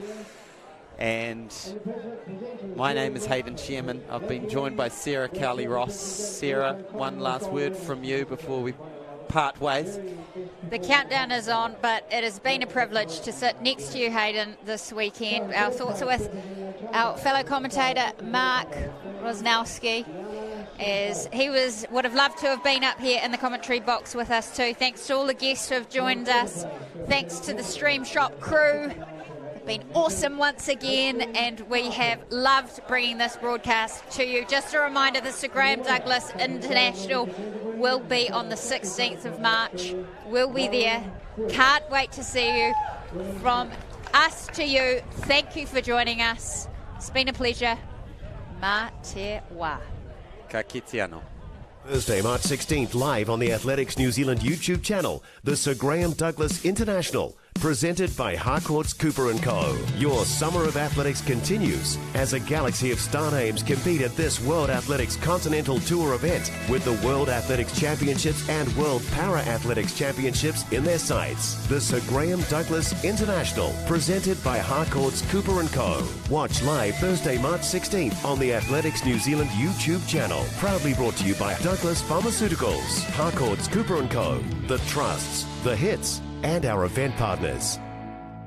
To be awarded more than any other in the Registered Master Builders House of the Year Awards is testament to the craftsmanship that goes into every Jennian home. Thanks for continually raising the standards. Well done on 40 years, Jennian.